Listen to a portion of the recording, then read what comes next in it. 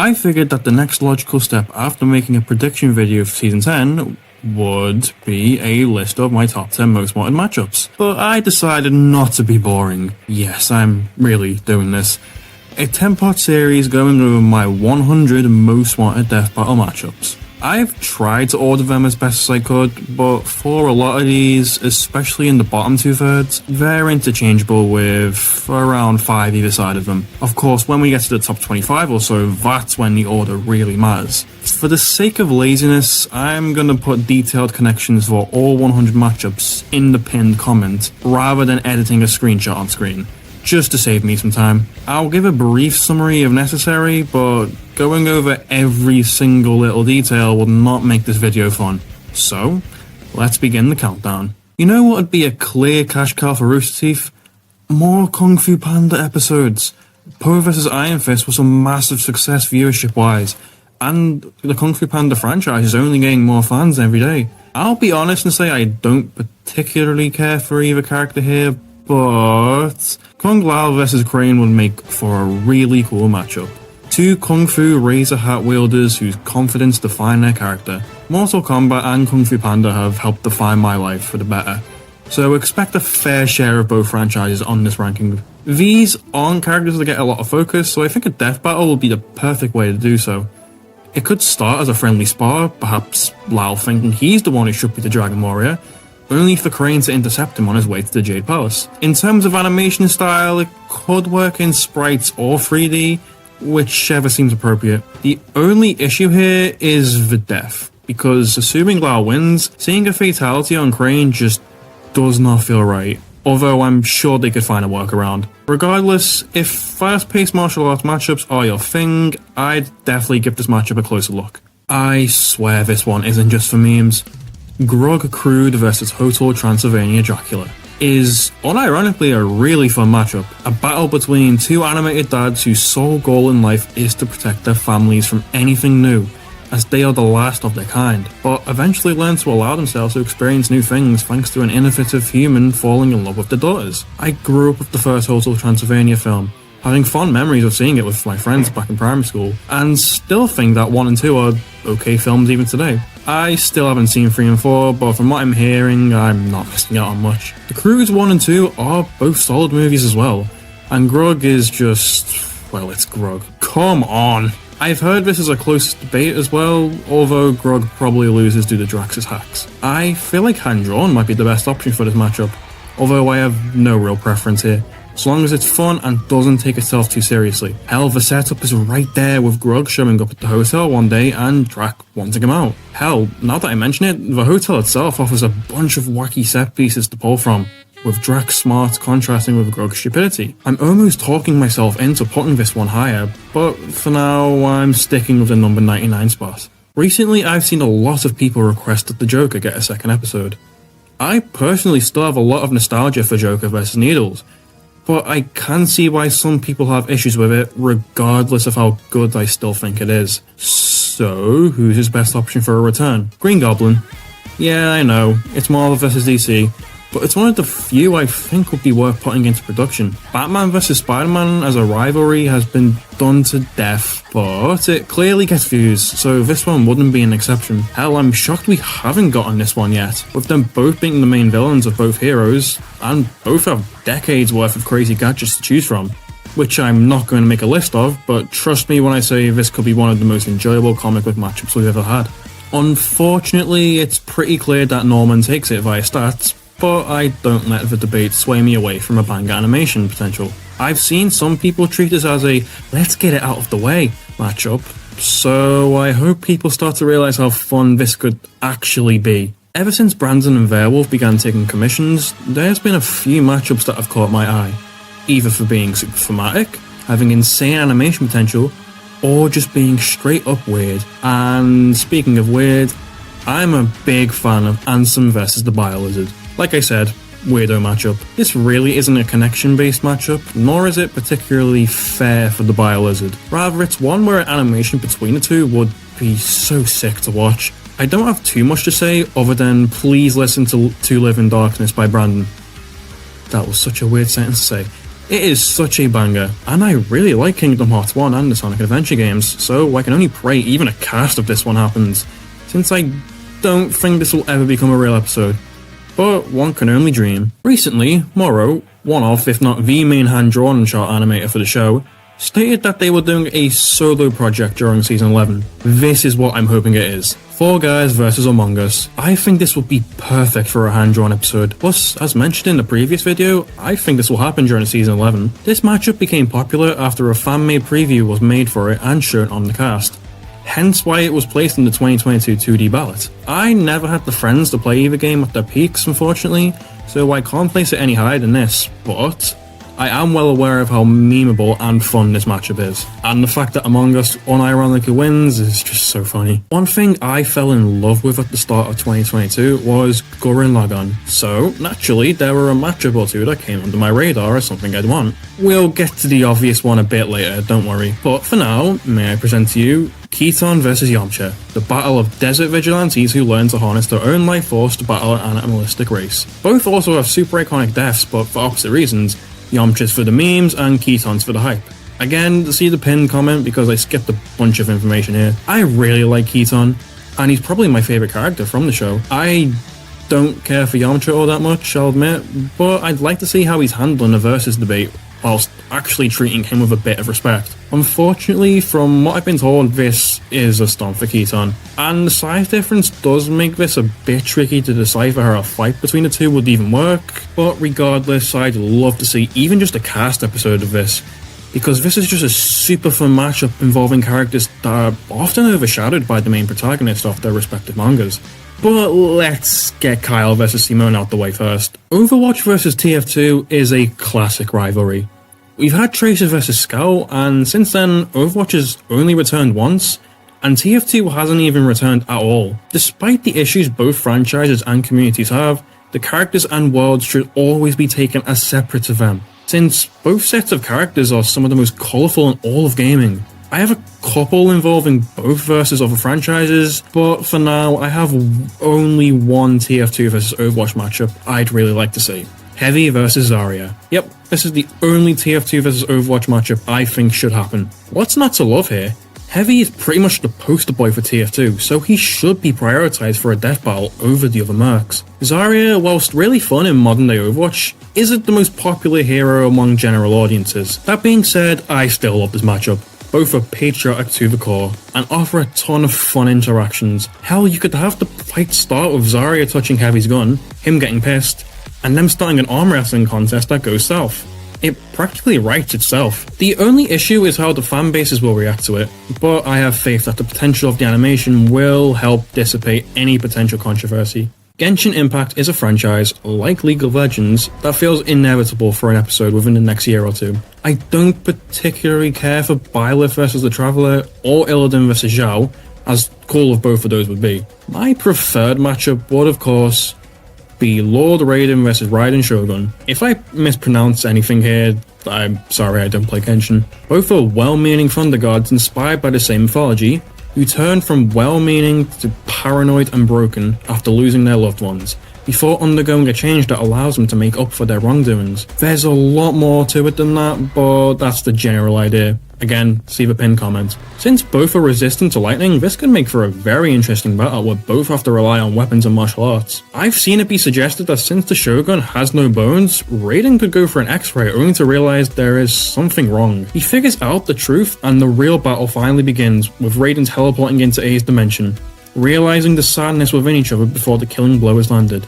This is such a banger of an idea, I just wished I had any shred of care towards Genshin. Time for another popular cartoon request, and this time we have one that I've seen the crew dismiss again and again, much to mine and many's disappointment. Perry vs Skipper. Despite this being a pretty clear sweep for Perry, it's hard to deny how fun this matchup is. I grew up with the Madagascar trilogy being a huge part of my childhood, bringing me many fond memories with my family and friends, so I'm naturally biased towards picking Skipper for Perry, which is his most popular, thank God. I also watch my fair share of Phineas and Ferb, and whilst I don't love it, I can see why so many do. This matchup is basically just Bond vs Wick, but with cartoon physics, and I am here for it. They've used Perry a couple times now on the cast, but they keep avoiding Skipper for some reason. Hopefully one day we'll get this, but I'm losing hope. The day I'm writing this, I have just finished watching Netflix's live-action Avatar show, and I thought it was quite good. Hell, I almost enjoyed it more than the original season 1. One character I was shocked I enjoyed as much as I did was the Fire Lord himself. Ozai. I think you know where I'm going with this. Ozai versus Endeavor. Yeah, this is basically just Zuko versus Todoroki 2.0, but after the mediocre reception to that episode, I think this would be the perfect way to redeem both the crappy writing and the crappy animation, let's be honest. Honestly, so long as the effects are as good as they were back in Zuko vs. Todoroki, this episode could easily be a season highlight. Not to mention, now that Endeavor has gone through his redemption arc, this offers a neat contrast between the two. I am aware that this is a bit of a controversial matchup, but who else are these two gonna fight? Plus, seeing how Sauron was handled, I think the issue of, oh, but Ozai is more of a presence than a fighter, is really not valid. I really like Spider-Man. I think most people do. And even more so than characters like Spawn, Captain America, Samus Aran, and Doomslayer, I think Peter Parker is the most overdue returner for the show. So who's his best option? There's Ladybug, which is not my thing from what I've seen, but I get the idea. There's Blue Beetle, who feels like a Spite matchup, and my personal preferred for Spidey, himself. The Spidey Battle Royale has been a popular request for years now, and now that No Way Home exists, there's even more reason to do it. So long as they don't just scale them all to each other, because that would be really boring. The only way I can see this working is through a simulation, since them all killing each other would not work naturally. As for who wins, I'm hearing Tom Holland is the likely victor here, which is good for me since I was one of the thousands who had a teenage crush on him, but also disappointing since my personal favourite is Andrew Garfield's. Although I think both of his films are both 6 out of 10s. I don't really have any idea on how the fight choreography could go here. I'd honestly say in the wrong hands, this could be one of the weaker episodes of its season. In that case, I'd rather they just bring back Comic Book Peter. I think if anything, this should be done just to show that Battle Royales are something they're still interested in, since it's been 5 years since the last one, and no, I'm not counting the boys Battle Royale. One episode I'm shocked was as controversial as it became was Frieza vs Megatron. I'll admit the connections there aren't great, and I don't really think it understands who Megatron is, but I've always seen it as that being the point since it's a contrast matchup. Anyways, despite how awesome of an episode I think it became, controversial research aside, I think that Megatron and Transformers deserve an episode that actually understands the character. So, who am I putting forward? Vilgax. The battle of intergalactic cybernetic conquerors who were seen as criminals on their home worlds who actually only wanted to conquer the planet because they deemed it as the best thing for it. Genuinely caring for its growth and prosperity whilst killing as many people and races as they need to do so. It works a lot better than Frieza vs Megatron. I don't know if this would make for a cool animation though, since with how good that episode ended up being, I don't know if there's anything more that can be done with Megatron, since the scale they went to, according to Transformers fans, was way above Megatron's usual capabilities, despite the fact he's a Universal Plus threat. But let's not talk about that. So yeah, above all else, I want this just to silence the outcry Megatron fans had last year. I'm a people pleaser, I suppose. After Season 10, cartoon matchups are finally starting to become more prevalent. Thank God. It feels like the crew are finally learning what makes for a banger season lineup. So naturally, I have a couple like Vilgax vs Megatron that I'd like to see. Thus, I'd like to present to you Lightning vs Thomas. Peak fiction for real. You may say this wouldn't work as a death battle, and I say to you that your favourite episode of Season 9 is likely SpongeBob vs Aquaman. So who's the hypocrite here? This is one of those matchups like Scooby vs Courage where the analysis has potential to be the best of its season, especially in Thomas's case, and definitely if you composite them both. You can virtually do whatever you want in the animation so long as you stick to their canon selves and don't sprinkle in too many memes. These characters still have fans and it is important to respect that fact. As someone who grew up as a toddler watching Thomas the Tank Engine, and who watched Cars 1 on repeat a lot as a kid, my inner child would scream if this was ever announced. And I know we have the death race, but that isn't my thing, I'll be honest. And after Scooby vs Courage, there's no excuse as to why this wouldn't work. We've had Halloween episodes every year since Season 6 now, So I think we're long overdue for a Christmas episode by now. Of course, there's only one real candidate here, let's be real. The Grinch versus Jack Skellington. It's such an obvious matchup, I'm surprised it's only just gotten popular. Both wish to ruin Christmas, either out of spite or wanting to do it better, and disguise themselves as Santa along with their dog to steal everyone's presents, with both of them eventually being humbled and learning the true meaning of the holidays. Hell, the connections provide us with the setup right there. Jack comes to Whoville to steal Christmas at the same time as the Grinch. Unfortunately, this means both will still be villains, but I think that makes it more fun, since both could interact with the environment in many fun ways. Plus, I'd love to see what the team can cook up with a Christmas environment, assuming this would be in sprites and not in hand-drawn, that is. I hate Jack's stomps, which is base since I grew up with the Nightmare Before Christmas film being a huge part of my childhood. That and the cute Mario Bros series being one of my favourites as a kid, with Jack being one of the main characters there. Sadly, this won't be happening until at least season 12, but with it being a part of the Tournament of Champions, I'm happy that it at least has a shot now. Honestly, if any matchup out of the 100 here, quote unquote, has to happen before the show ends, it's this one. Master Chief versus Samus Aran. In case you don't know the significance of this matchup, the late Monty Owen made a video called Haloid, which was a versus animation between the two. So why is this important? It's literally inspired the whole show, alongside Deadliest Warrior, that is. I know Ruby vs Market is going to happen, since that was the promise made to Monty before his passing, but I think this one equally deserves a shot at happening. Sure, the connections and the debate aren't anything special, but it's still a better matchup and debate than Chief vs Doomslayer 2, as popular as that request is. Honestly, I'd feel kinda iffy if the show ended and we didn't have this, because honestly I could care less about the matchup itself. I'm just a firm believer in respecting your roots and your teachers. The art of punching has been perfected and practiced for centuries.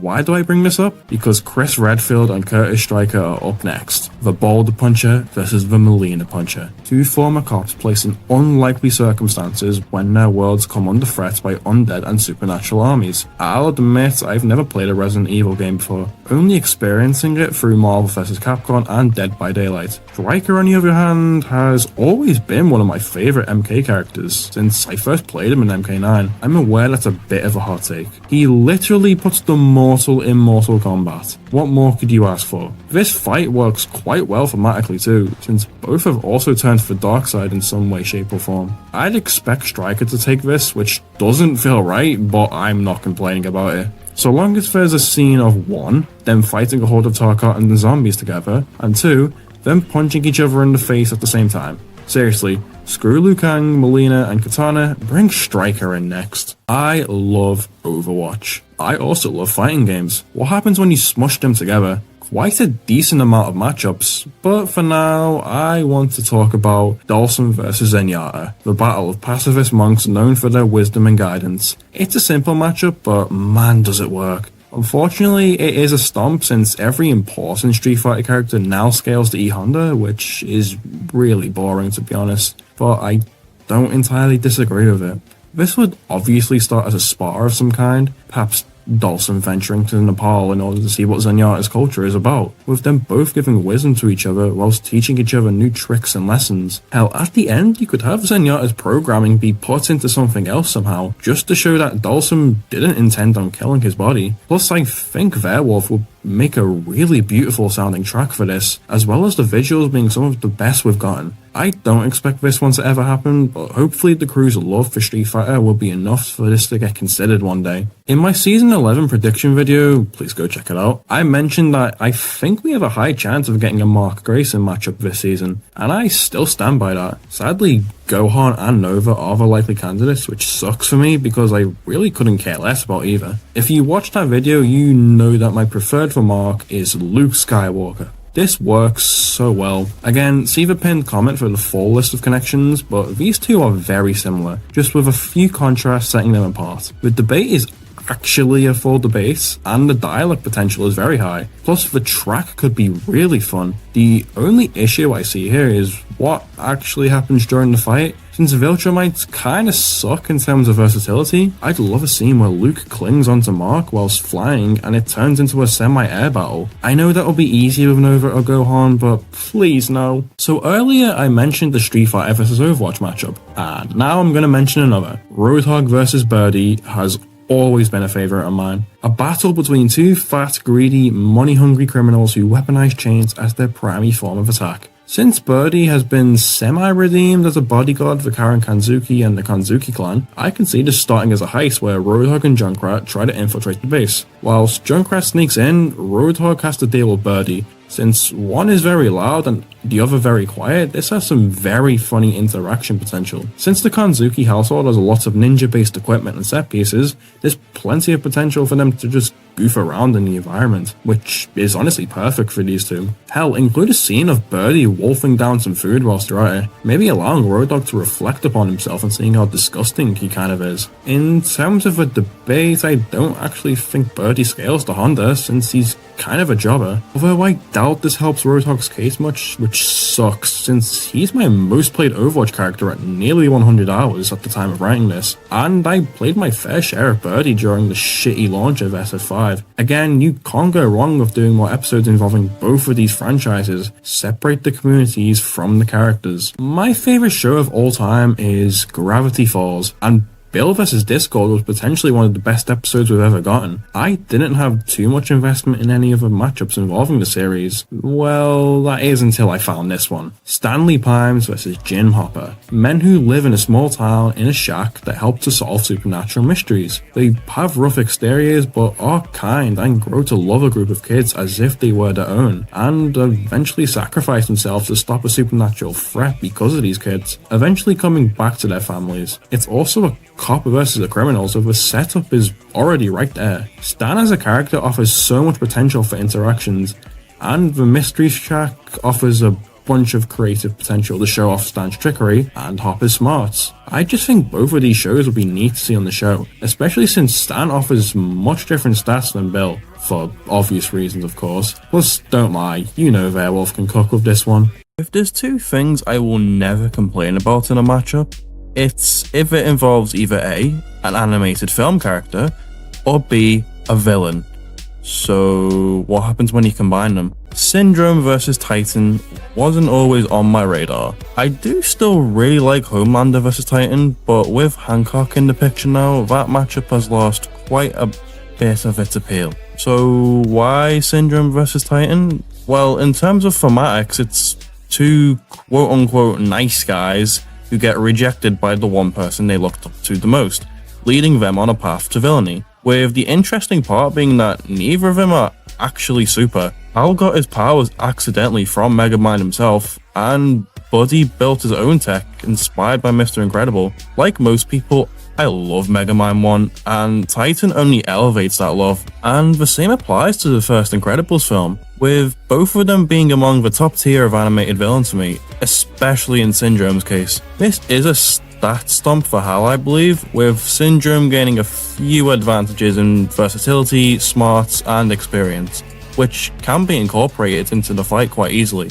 The only thing I'd want from this fight is lots of destruction and seeing Hal fight off a bunch of Syndrome's Omnidroids. I could also see a lyrical Brandon track in the same vein as Diabolical Invincible Me, and since both have only been in one film each, it'll be easy enough on the research team as well. So there's zero reason why they can't do this. Horror matchups. You either love him or you hate him. After Jason vs Michael, I think we can all agree we need a redemption arc ASAP, and I know the perfect way to do so. Freddy Krueger vs Pennywise. I'm going to keep this brief since we all know this one's popular enough to happen now. For good reason as well.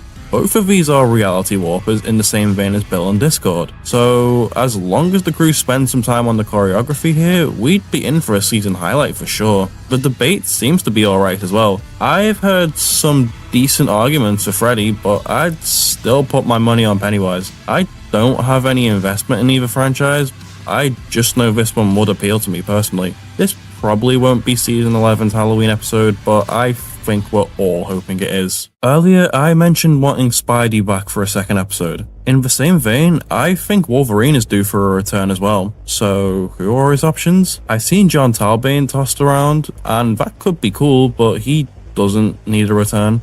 There's a Predator, which, no. Zorro is another option, but I'd rather a rematch with Urza than anything. And lastly, there's Guts. But if you need to bring Guts back, put him against Claire. So, who do I want? Bigby Wolf. I love The Wolf Among Us, and I've heard the Fables comics are actually quite interesting. The gist of this one is that both of them have rough exteriors due to their tragic pasts, but eventually learn to settle down and move forward with their new groups. That being said, both still have a ruthless animalistic side that they're not afraid to bust out, with insane healing factors to boot. It only makes sense for this one to start in a bar, which would mean we wouldn't get to see the spandex, but meh, I'll live. Bigby would likely be investigating Logan as potential suspect for a crime, and Logan will naturally get defensive. As the fight progresses, both of them will lose more and more control, with the winner eventually regaining their senses and taking a moment to breathe before dealing the killing blow. And they probably could have an emotional ending here, with them feeling a bit of regret. I assume Logan wins this, which would please the vast majority, luckily.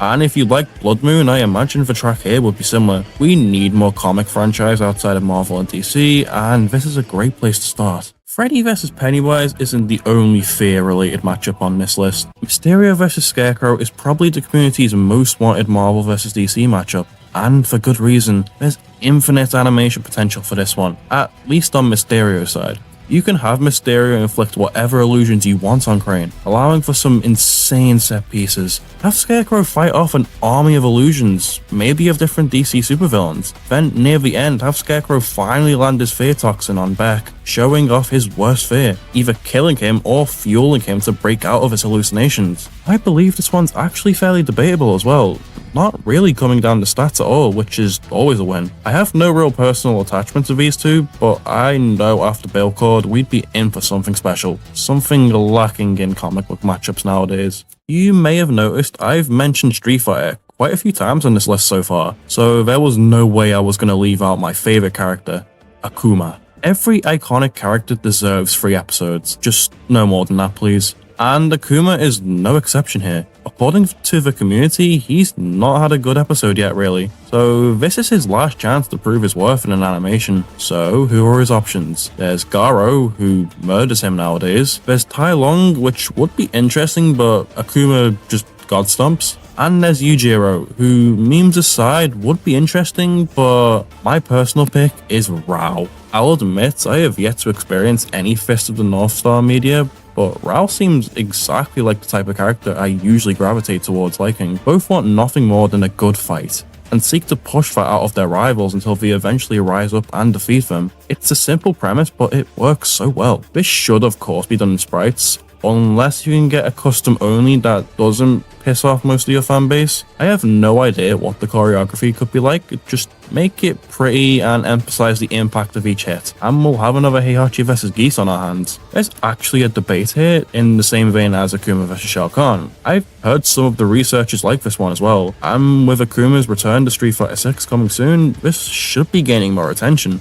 Earlier I mentioned that I really want another TF2 matchup, and my most wanted out of these has got to be Sarge vs Soldier. It's strange to me that we've had 2 Red vs Blue episodes so far, and they've both been same series fights. And with TF2 seemingly never dying, why wouldn't you bring it back? Spy vs 47 would also be cool, mind you, but this offers so much more in terms of its personality. Have them both yell at each other about how patriotic they are for the country and teams, whilst complimenting each other for their love of firearms. I don't know what the choreography could look like, but I have no doubt we'll be in for a good time. Sarge stomps, which doesn't bother me too much since he was my favourite character in the 3 seasons of RVB that I did actually watch. I also think that this is likely for season 11, which makes me very excited. This one is probably the most difficult to put into production. The Disney Princess Battle Royale feels like it'd be impossible to pull off properly, mainly because there's over 10 characters involved here, so the episode would likely have to be 40 plus minutes, which would be very cool, but not very realistic. Sure, you could cut it down to just 5 or 6 of them, but that kinda defeats the purpose of plotting them all against each other. Some of them aren't fighters, and that's okay. I've heard Ariel wins if you give her Triton's trident, which I don't know how to feel about since that's not standard arsenal for her. Otherwise, I'd assume Elsa or Rapunzel would win. Hopefully Rapunzel, since Tangled is one of my favorite Disney movies. This could be an excuse to do a musical episode too, since Ben and Chad have expressed interest in that idea. Maybe this would work better as a DBX between just a few of them, just so we can test the waters a bit, but we'll see. Recently, I watched through Amphibia for the first time. Take a guess which matchup I was expecting to happen this season. My favourite character from the show was definitely Marcy, but I don't have a matchup I like for her yet, sadly. However, I do have one for my second favourite. King Andreas. The dude just oozes charm and charisma, and I feel like we could get an interesting analysis out of him should he come to the show. So who are his options? Well, truth be told, I was originally going to go with Belos, but I figured that wouldn't be too interesting, despite how much enjoyment I'd personally get out of it. There's Lord Genome, but I think the scale of that matchup would be too high for Andreas. Then there's the Ancient Minister, which would be really funny, despite how much sense it actually makes if you think about it. And there's Movie Bowser, which I would also like. However, the matchup I've gone for is, of course, Andreas versus Asgore. Kind-hearted kings at first, but both hide their true intentions to the main human protagonist. They both seek to conquer humanity through any means necessary, but eventually realize their wrongdoings and seek to redeem themselves. I'll admit I've never played Undertale. Crazy, I know. But I am aware that the tragic aspect of both of these kings could make for an excellent emotional ending. Not to mention Werewolf would absolutely cook with the track. Maybe a somber orchestral track. I hear that the bass is decent as well, so long as you don't give Andreas stuff that isn't part of his standard arsenal. Spawn. We all love him. He's just so cool. And with his first episode against Kratos being in Season 1, I think we can all agree he's overdue for a return. So who are his options? There's Demi-Fiend, who I don't care about, Doomslayer, which would be awesome, but I don't think I have an opinion on who we should face next. And there's Venom, which would be a cool way to cap off Venom's time on the show with the recent King in Black stuff in the comics. I'd honestly be okay with the latter two happening, but I do have one preference for him, Ghost Rider. The battle of two humans turned enslaved demons who eventually rise up to overthrow their masters, taking their place as King of Hell, with both punishing sinners with the weight of said sins. This matchup just works in every way, and I think I speak for everyone when I say I was disappointed with the announcement of Ghost Rider vs Lobo. Like, I still can't get my head around that matchup. Speaking of, I do think that episode being in Season 6 makes this idea less likely to happen, since it was during the Cutaway era, and to my knowledge we haven't had a single returner from said era. Anyways, this has so much potential, starting out as a battle to claim each other's throne, with both claiming that the other is too big of a sinner to let them live. You can have their chains clash off each other, as well as their fire-based abilities, and eventually have Zarathos and Leafa come out to conclude the fight. I presume Ghost Rider would win, which I'm okay with. I imagine the battle would end similarly either way, plus we all know Brandon would cook with the track for this. All in all, it's just a solid matchup you can't go wrong with. With the release of Mortal Kombat 1 last year, it brought back one of my most wanted fighters, Reiko. I love playing him since he matches my fighting game archetype of the neutral-based grappler. Naturally, I want to see him on the show. So who are his options? There's Fong, who does not exist and you can't convince me he exists. There's Urien, a character I quite like, but the connections don't work for me. Then there's Roy Burns. Whilst not bad connection-wise, it doesn't have what I'd want out of a Reiko fight. So who does? You probably haven't heard of this matchup, but allow me to present to you Reiko versus General Ram. The battle between two generals from ultra-violent franchises whose lives' purpose is to serve their leaders with undying loyalty, often to a fault. Both are feared for their immense power and usually fight with bladed weapons. I just think this vibes super well. Just an all-out bloodbath with not much thought needed from a writing standpoint. Just have them throw each other around and endure a crap ton of hits, and you'll have a season highlight for sure. If you use the usual Mortal Kombat low tier scaling, I believe that Reiko takes this pretty easily, but I've not seen Ram or just Gears and more in general be looked at too much from a versus standpoint. Plus, we all know Brandon could cock with this one. Hell, technically this is an MK versus KI matchup as well, since Ram was a guest in KI3. I love SpongeBob vs Aquaman, and I think I speak for everyone when I say we need another SpongeBob episode. My most wanted out of these is Squidward vs Benson, the battle between the angry musicians who have to deal with a pair of slackers every day, often at the cost of their own mental health. This has a lot of potential to be a really fun fight.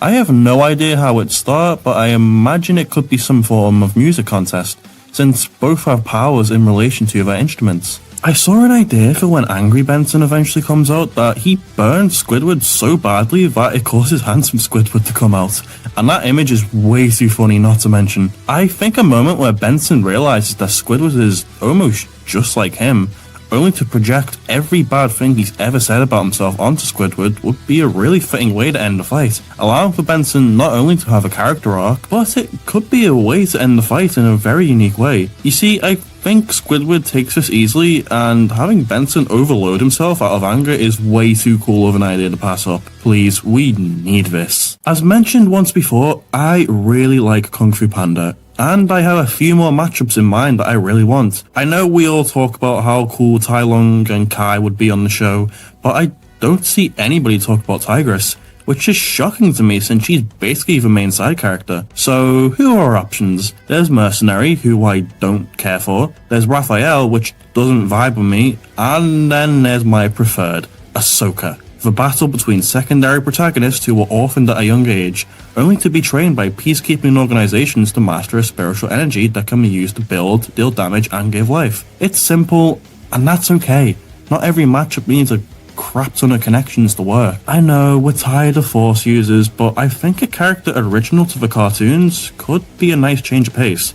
It helps that she has her own show now as well. Tigress has always been one of my favourites too, and if any of the Furious 5 deserve an episode, it's obviously her. She has a lot to work with writing-wise thanks to the Legends of Awesomeness as well. Ahsoka probably wins, which is sad, but hey-ho, not every Kung Fu Panda character is planet level. We need more human level fights. They seem so easy to put into production, and easy enough on the research team as well. One of my favourites has to be Ellie vs Clem. I've never played the Last of Us games, although it's on my to-do list, but Telltale's The Walking Dead games hold a special place in my heart, so seeing its central character get covered will mean a lot to me. I believe Clem wins as well, which is really based. This being on the TOC means it has a shot now as well. As for the fight, just have it be dark, gritty, and have them both fighting off the undead. Except, unlike Leon vs Frank, have them get tired and have some close calls. It'd be a neat way to raise the tension without the two harming each other. This one could be boring in the wrong hands, I'm well aware. But I have faith that this could be a season highlight if it's done right. You know, Marvel vs DC episodes can be hyped sometimes, if the characters they use are interesting, and like Mysterio vs Scarecrow, I have another involving two villains that can use some more love. Larfleeze vs Annihilus. It's grown on me over the years. Not only am I a big Lantern fan, but Annihilus seems like a really cool villain. Two characters who just want more power via their immense greed. There's an easy setup too, with Annihilus wanting the Orange Lantern battery and Larfleeze wanting the Cosmic Control Rod. This should be a Larfleeze win, thank God. Just have some unique Lantern choreography and a gory death, and this should be a good episode. I've mentioned Kung Fu Panda twice now, and spoilers for later on in the series, but the three first villains are all on here. Lord Shen was tricky to find one that really clicked with. There's Quan Chi, who I was originally going to go with, but after looking into the connections more, it just doesn't vibe with me. There's Frieza, which no. And then there's my preferred. Shen versus Fire Lord Sozin, members of peaceful royal families who wish to conquer the world and spread their newfound industrial might with everyone else, genociding an entire race to do so due to the looming fear of a powerful chosen one who has the power to defeat them. It's really solid. Kung Fu Panda 2 is my favourite movie ever made, so seeing Shen would make my year, even if he isn't my favourite of the four villains. Sozin doesn't have a lot to work with, so you'd have to rely on scaling to other characters, but honestly I see this more as a navy/army battle than anything, with both squaring off in the end with the loser accepting their fate, with the winner claiming their army as their own. I presume Sozin takes this, since mid-tier Kung Fu Panda scaling really isn't that impressive, but I could be wrong. Either way, we'd be in for something very unique. This was one I was hesitant on for a while. I think most of us can agree that Omnilander was amazing.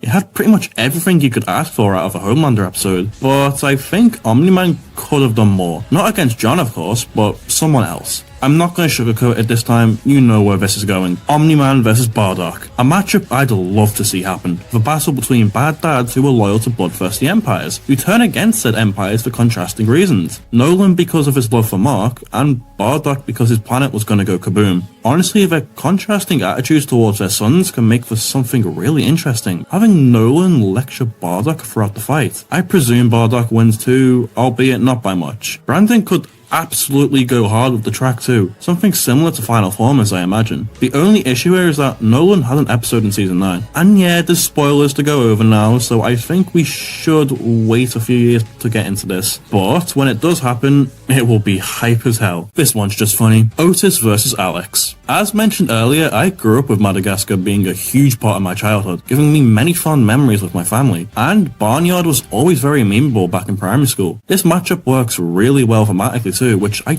did not realize until now. I have no idea how this could start, nor what the choreography would even look like, since these two don't have too much toon force. Otis probably wins via scaling to pig, which is sad, but you get used to it with this show. I just think an analysis on these two would be super fun given how many memes spawn from both franchises, and they're not characters we usually get on the show. It should be a fun time. I mentioned earlier that Telltale's The Walking Dead holds a special place in my heart. Yep, I have another idea that I really like for it. Kenny versus Joel. Two southern Christian fathers from zombie apocalypse games who lose their children, causing them to go cold, but eventually warm up after looking after a girl who recently lost someone who was taking care of them, almost becoming uncle figures for him, dying in front of them in controversial ways. I love Kenny. He's by far my favourite The Walking Dead game character. Having lost people in my life, I know what it's like to go cold because of it, but also know that with the right people, I'd do anything for them, and it can brighten me up. So Kenny's journey hit home for me. Pretty much everything I said about Glenn vs. Ellie applies here.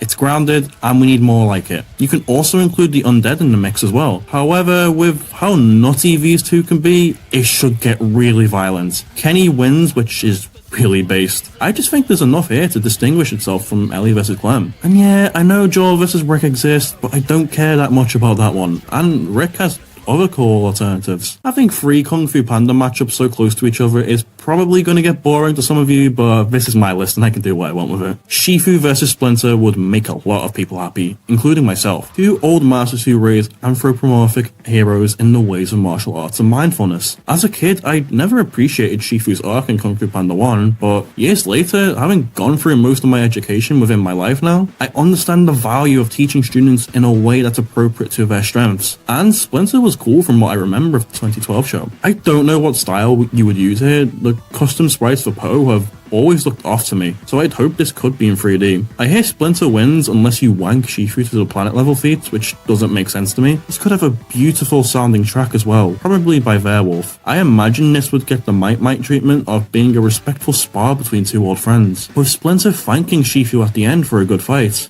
and for teaching him some new wisdom, while Shifu is thankful for allowing him to ascend and finally achieve inner peace. There's a lot you can do here. I just don't know if the choreography will be very interesting. Prove me wrong, Ben and Chad. This one may be the most unfair matchup on this list. Kazuya vs. Wesker has always sounded awesome to me. The battle of demonic bad dad CEOs. After the cast, it kind of soured a lot of people on this concept, since Kazuya is now planet level and Wesker is only around city level from what I've heard. That being said, I don't care. If you honestly think a stomp would make a matchup less cool, then you're kind of boring, I can't lie. Kazuya has always been cool to me, although I never really played him in Tekken, and Wesker seems cool from DBD and MVC. Again, as mentioned earlier, I haven't played an RE game yet. It's kinda in the same position as Liu Kang vs. Jago, where one new game just makes it super unfair, even though the potential becomes even higher. Have the fight take place by a volcano, since both have history with them. You don't need to animate much in terms of hand-to-hand, thankfully, since Wesker doesn't fight that way. Just make these two seem really tanky, similar to how Vader was portrayed in his fight against Obito, only for Devil Kazuya to just obliterate Albert. Liam thinks he could write a sick fight here, and I'm sure Brandon would make an amazing lyrical track here. I'd honestly say just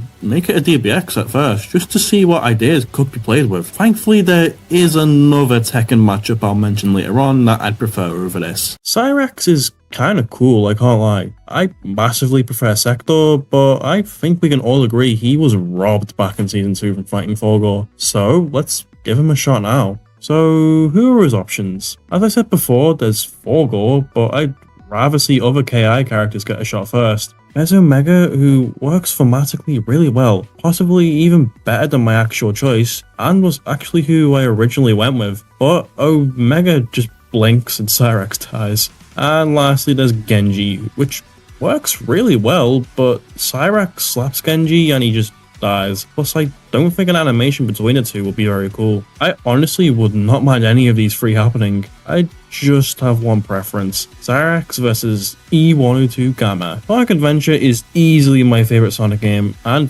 Gamma is a big reason as to why. His story is just really good, and Cyrax has a similar story in the NRS timeline. Both specialize in explosive weapons, so this should have lots of destruction involved, and it has potential for an emotional ending, since I imagine the fight would involve one of them already having their programming reversed, with the winner being the one who gets reprogrammed, thanking the loser for their sacrifice. Plus, I don't have to mention the insane track potential here. As for who wins, I think it's actually kind of debatable. Yeah, please be quiet. Post-edit me here just to say that I had no idea what I was talking about here, so I'm gonna go ahead and cut what I originally said. Gamma is equal to Adventure Sonic, who is star level thanks to beating Chaos even with just one Chaos Emerald. That being said, if you use the Planet Explosion Fatality, it is still close, but I don't like using that as an argument for planet level MK. Sonic scaling is really silly, isn't it? We all have a good crossover. It's why we like versus debates so much. These two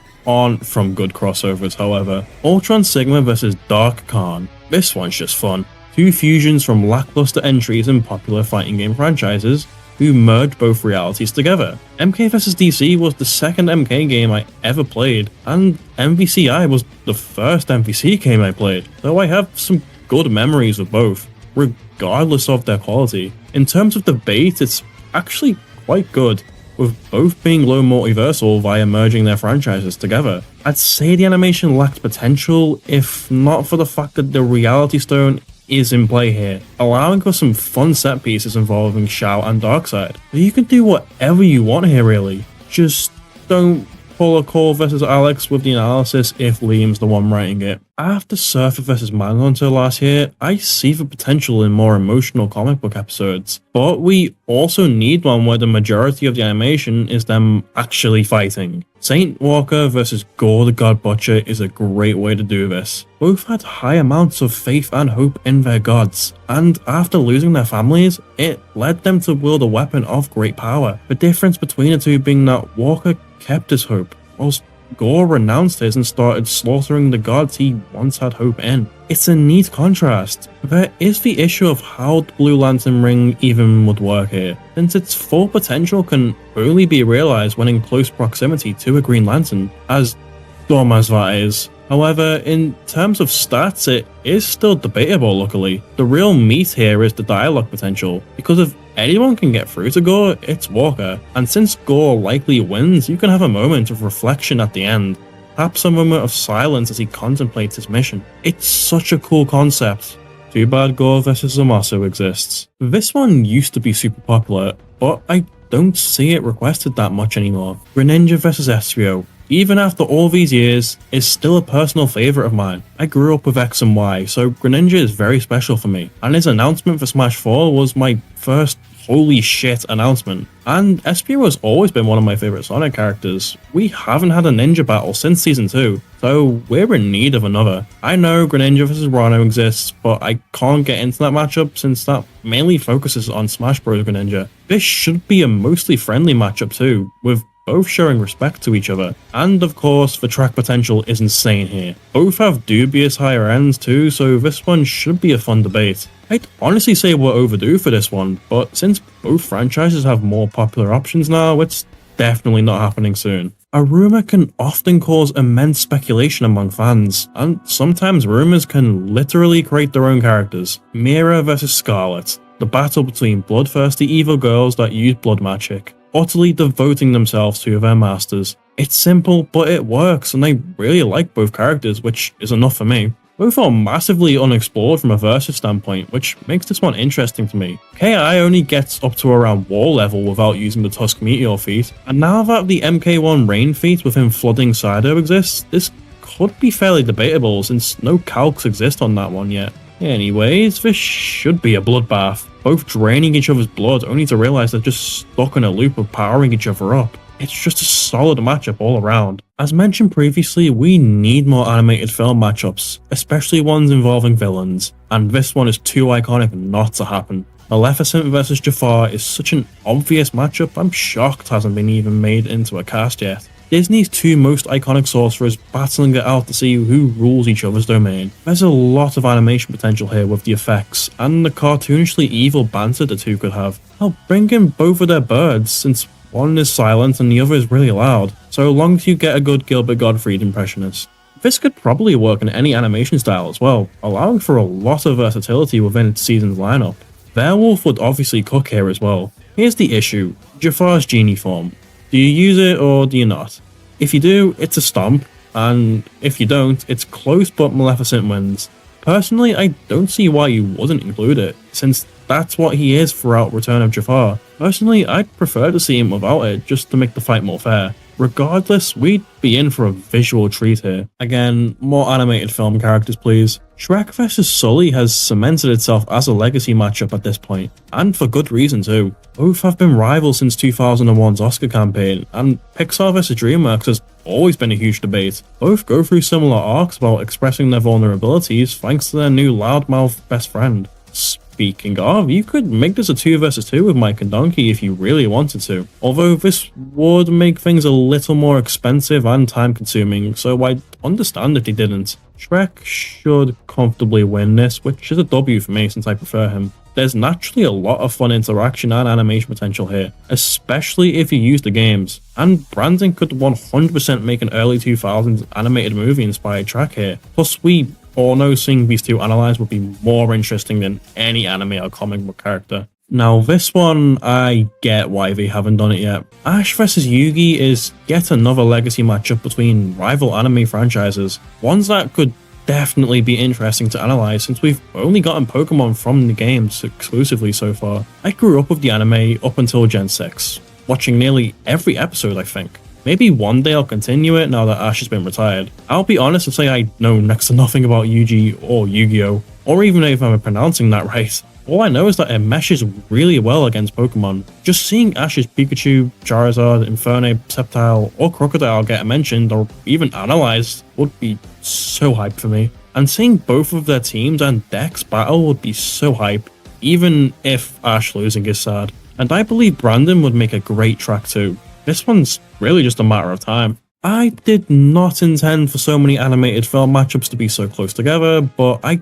doubt you guys will complain. Scar vs Shere Khan is another that I want to say feels overdue, but I'm aware it may not be the most interesting to the crew. To me, this one could be very exciting, since The Lion King is my second favourite film of all time, and Scar is my favourite character from that franchise, and Shere Khan has always been a fun character for me. The interesting part here is that unless there's some insane Jungle Book cartoon feat I don't know about, then this is a human level fight, or I guess animal in this case. This allows for a unique blend of direct feats and real life analysis of both lions and tigers to be used, presenting the perfect opportunity for some nerdy boomstick moments. Having these two interact with each other would be really fun too, given how snarky and cunning the two are. Plus it should be a bloodbath, ending in the loser being sent to a fiery grave, which I assume would be Scar unfortunately. Plus, with the upcoming Mufasa and Scar prequel movie, there's more material to work with soon. I'd take a DBX, but I think that would suck the fun out of this one. But maybe that's just me. MK vs Street Fighter. You either love it or you hate it. Personally, I don't mind it, as you can tell by my number 51 placement. Shang Tsung vs M. Bison. Yep, I want the quadrilogy. I believe Shang Tsung wins here by scaling to Raiden's Big Bang feat from the Malibu comics, which I do think are consistent enough with the game feats to be used, but that's up for interpretation of course. Anyways, given the personalities of these two, it's a much better combo than Akuma vs Shao. Plus the green and purple aesthetics of these two and their powers could make for a visually engaging fight in the same vein as Link vs Cloud 2. There's a lot you can do here involving both of their soul-related abilities bouncing off each other. Having an air battle between Bison and Shang when he morphs into him inevitably, only for Bison to win, enraging Shang enough to steal the souls of everybody in the vicinity, powering himself up, allowing for a high-stakes ending for the fight. Plus, it's MK vs Street Fighter. It's easy views, let's not kid ourselves. Aang is in desperate need of a return. We all can agree on this. I don't think I need to go into why at this point. So, who are his options? There's Captain Planet, which would be funny, but I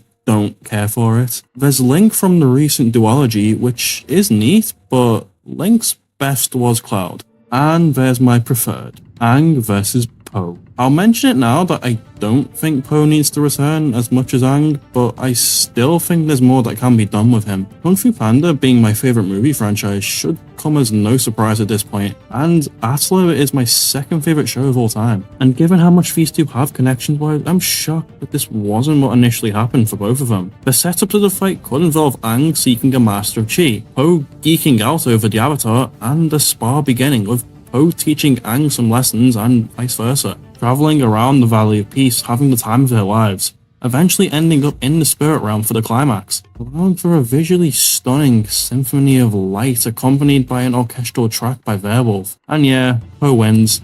I do buy planet level Kung Fu Panda, and I honestly buy Universal whilst within the spirit realm. I'll explain more about that when we get to the top 10, you'll see. The death would involve Aang powering himself up with Rava, but Poe's mastery of mindfulness would allow him to overcome this, pushing Aang into a Mongolian fireball, ending the fight. You see, since this battle climaxes in the spirit world, you don't actually need a death, since they're both dead already. Alternatively, you could have Poe being shocked that Aang is dying in front of him, promising to mentor Korra when she is of age. There's a lot you can do here, so I hope it happens someday. Now this is a comic book matchup. Hela versus Ares, the god of death versus the god of war. It is basically just Evil Thor versus Wonder Woman, with them both being their half-siblings depending on the incarnation. Plus, let's be honest, Marvel and DC villains are so much more interesting to learn about than the heroes. Unfortunately, if you're not into hearing about multiversal and universal characters, this one ain't for you,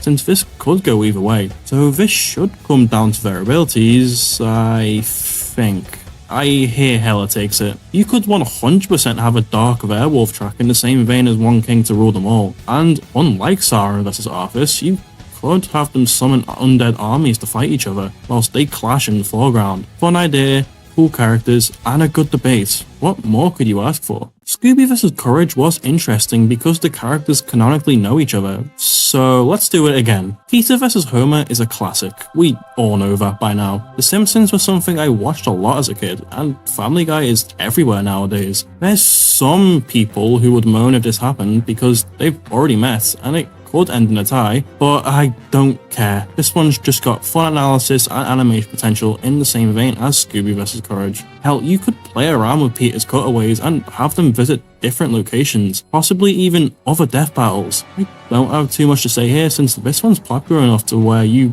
probably heard it all by now. Here's hoping we get it soon. If any fighting game matchup has a shot for the next season, it's this one. Liu Kang vs Jago has been highly requested for years now, and for good reason. The battle between 90s rival fighting games resident protagonists and monks, who both are destined to defeat alien conquerors, who we'll get into later, don't you worry. Anyways, this one as of late is a bit iffy, since Liu Kang is now the god of fire rather than just a monk, and should be universal if you buy blaze scaling, but I've heard there's new Uni MK scaling available. Jago on the other hand has iffy scaling too.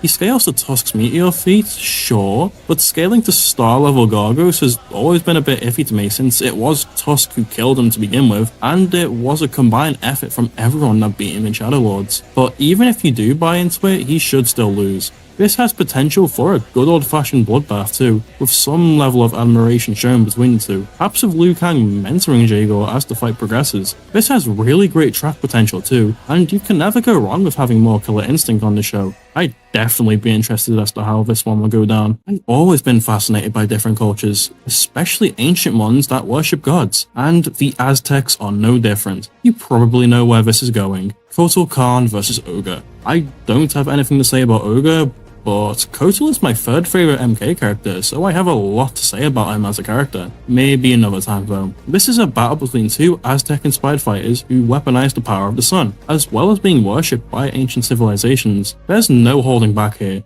This one should be absolutely brutal, and since both can change into different forms, there's a lot of animation potential here, and can start with Ogre wanting to absorb Kotal's chi as his own, but Kotal not having it immediately goes for the kill. As for who wins, I can't say for certain since Kotal's scaling is tricky. He has canonically beaten the Elder God level threat Shao via the power of stupid writing. It's all up for interpretation, and you can't complain about more Tekken matchups. Plus, we haven't had an episode featuring a modern MK character yet, so this would be my preferred start.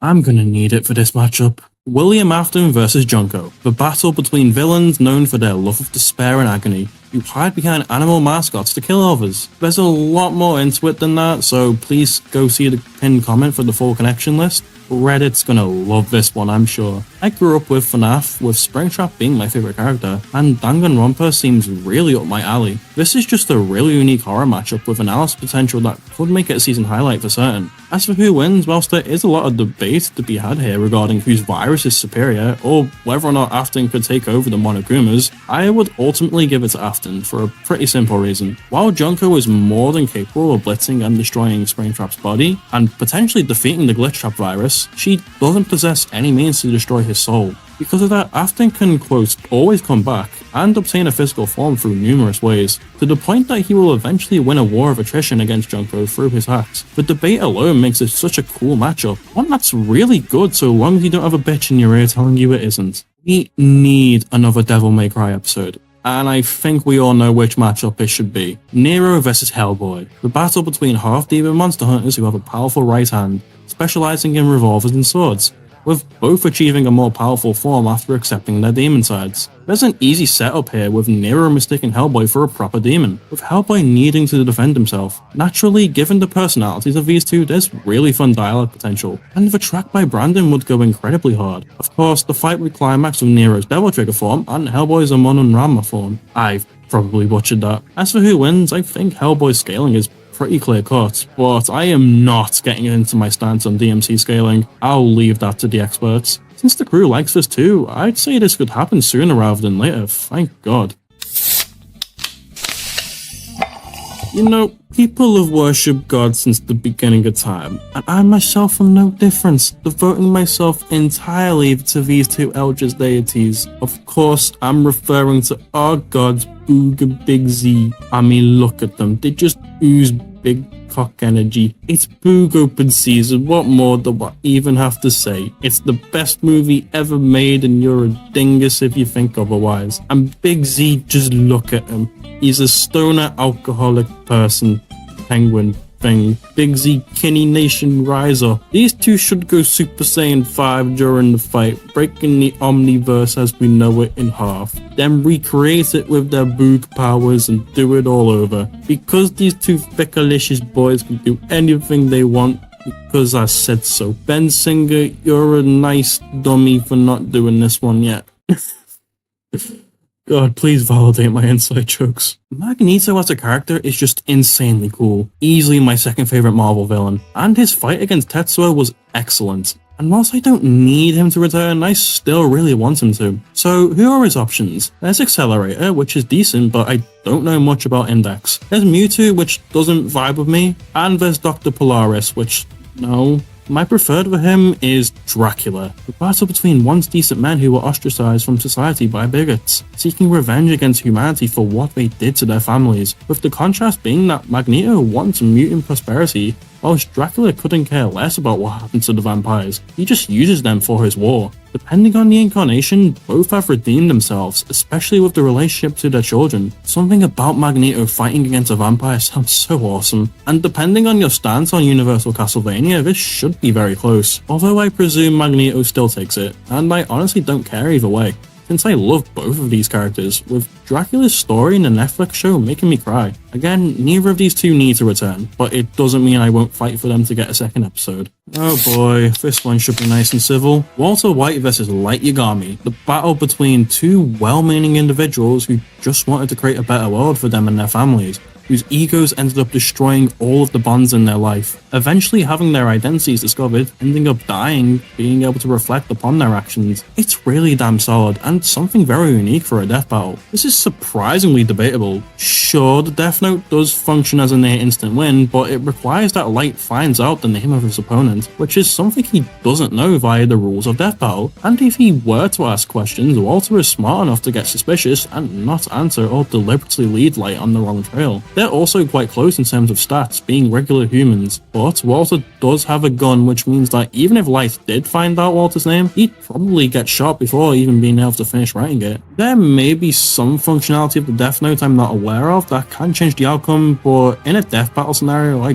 do think that Walter wins. And to address the elephant in the room, Light versus Columbo. You can find plenty of debunks as to how and why that matchup sucks, and I agree. That matchup is not good and would not make for an interesting episode. I've seen people who want it just because Liam does. Like, what? You're allowed to like a matchup because someone convinced you on it, but wanting something just because someone else does not help that matchup's case. And I say this as someone who likes Liam just as much as everyone else does. He is the ghost. Plus, with how requested Walter vs. Light is, there's bound to be conflict when Light eventually gets onto the show. All I ask is that you form your own opinions, because they're all valid. I just don't like Columbo as an opponent for Light since it's very generic, but you have the right to say you do, and more power to you if you do. Lucina is easily the most requested Fire Emblem character for the show. I haven't played Awakening, nor is she my preferred playstyle in Smash, but time travel games are always cool. So who are our options? There's Zelda, which,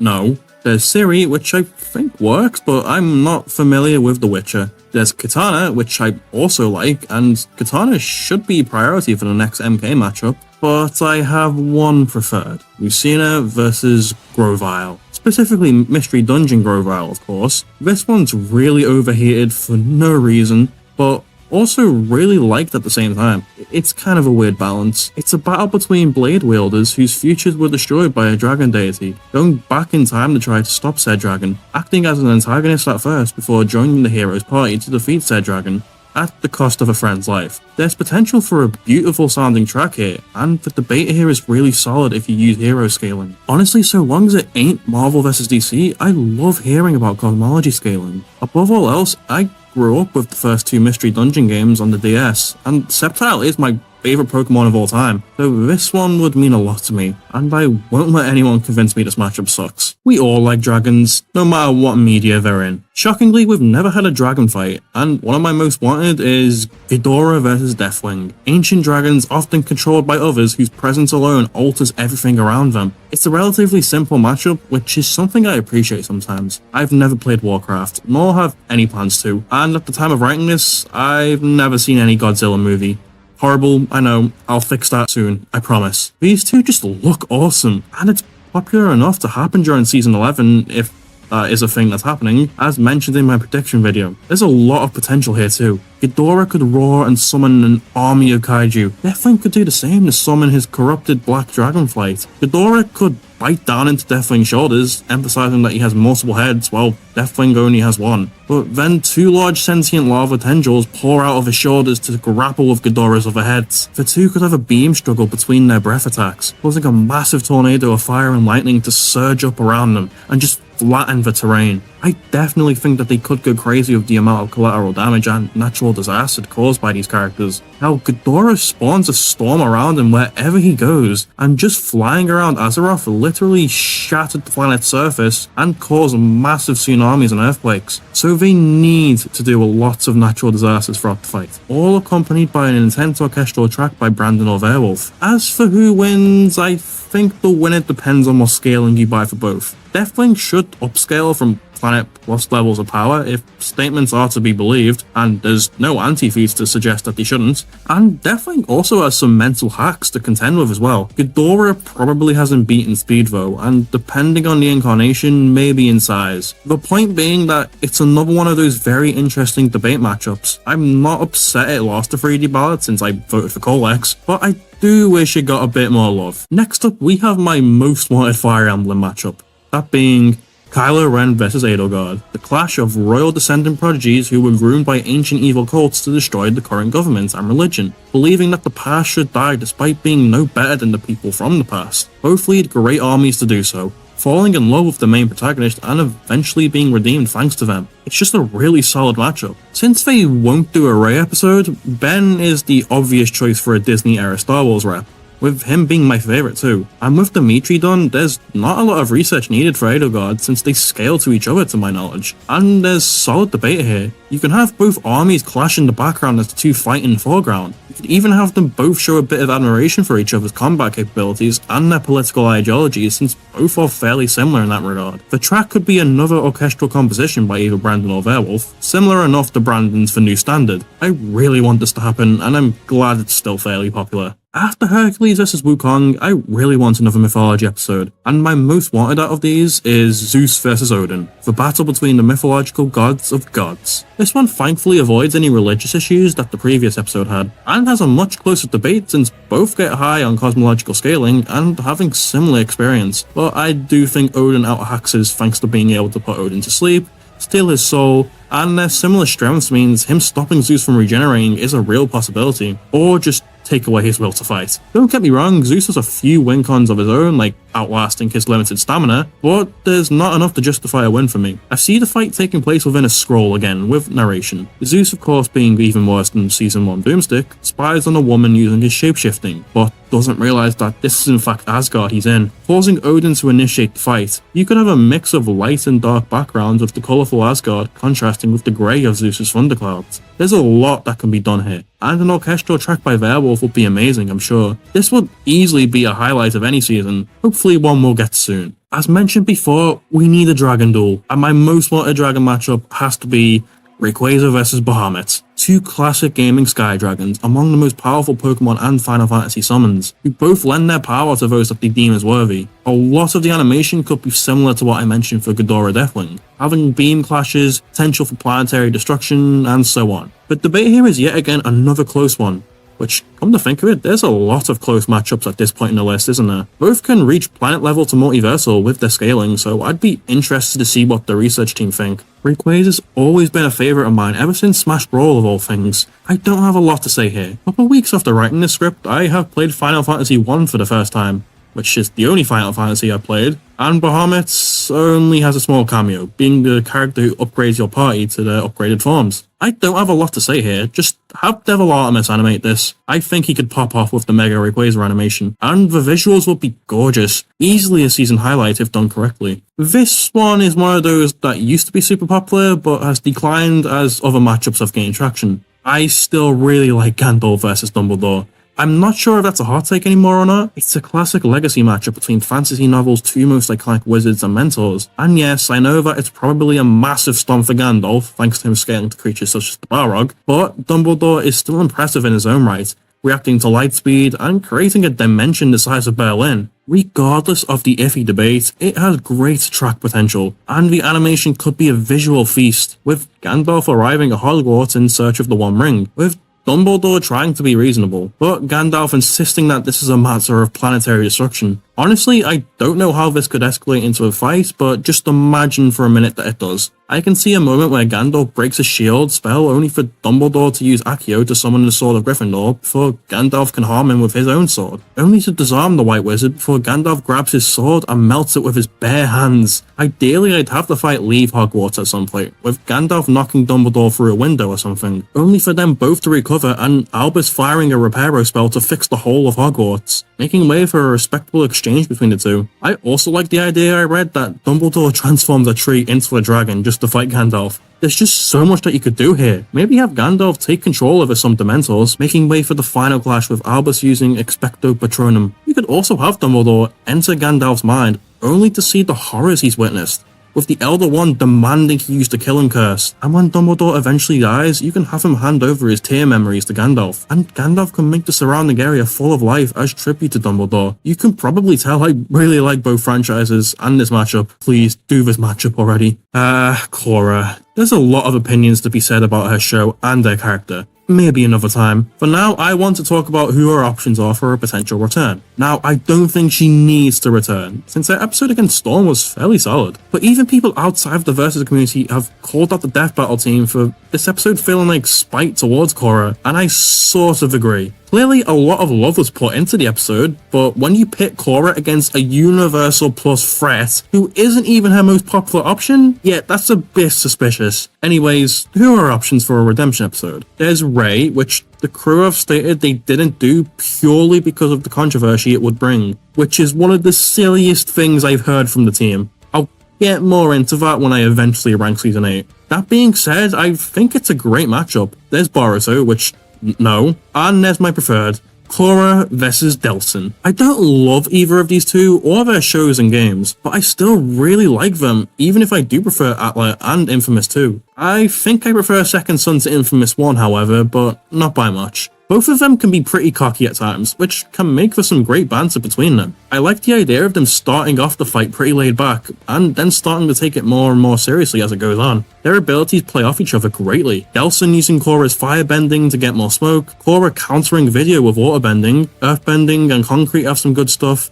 Air and neon can allow for some really impressive movements. We even have a moment where the lighting goes down, except for their abilities, emphasizing them. There's a lot of potential with this matchup, and I barely scratched the surface here. To top it all off, this is also surprisingly debatable, with it essentially being a stats versus hacks matchup to my knowledge, unless you want to scale Delsin to the beast, which I'm iffy on. Thanks to Korra vs Storm sadly existing, this one doesn't have a high chance of happening, but the crew like Korra enough, so never say never. Speaking of matchups that could have easily happened recently, Boba Fett vs Wolf not happening doesn't bother me as much as Korra vs Delsin. Boba vs Predator was a legacy matchup. Even before Death Battle existed, people debated and talked about the two of them interacting, so that one I can understand. But more on that when I eventually rank Season 9. Boba is one of my favourite Star Wars characters, and I'm one of the few people on Earth who liked the Book of Boba Fett. Wolf I've liked since Smash Brawl, even though I've yet to play a Star Fox game, but I intend on correcting that soon. So what does this offer for Boba that's different?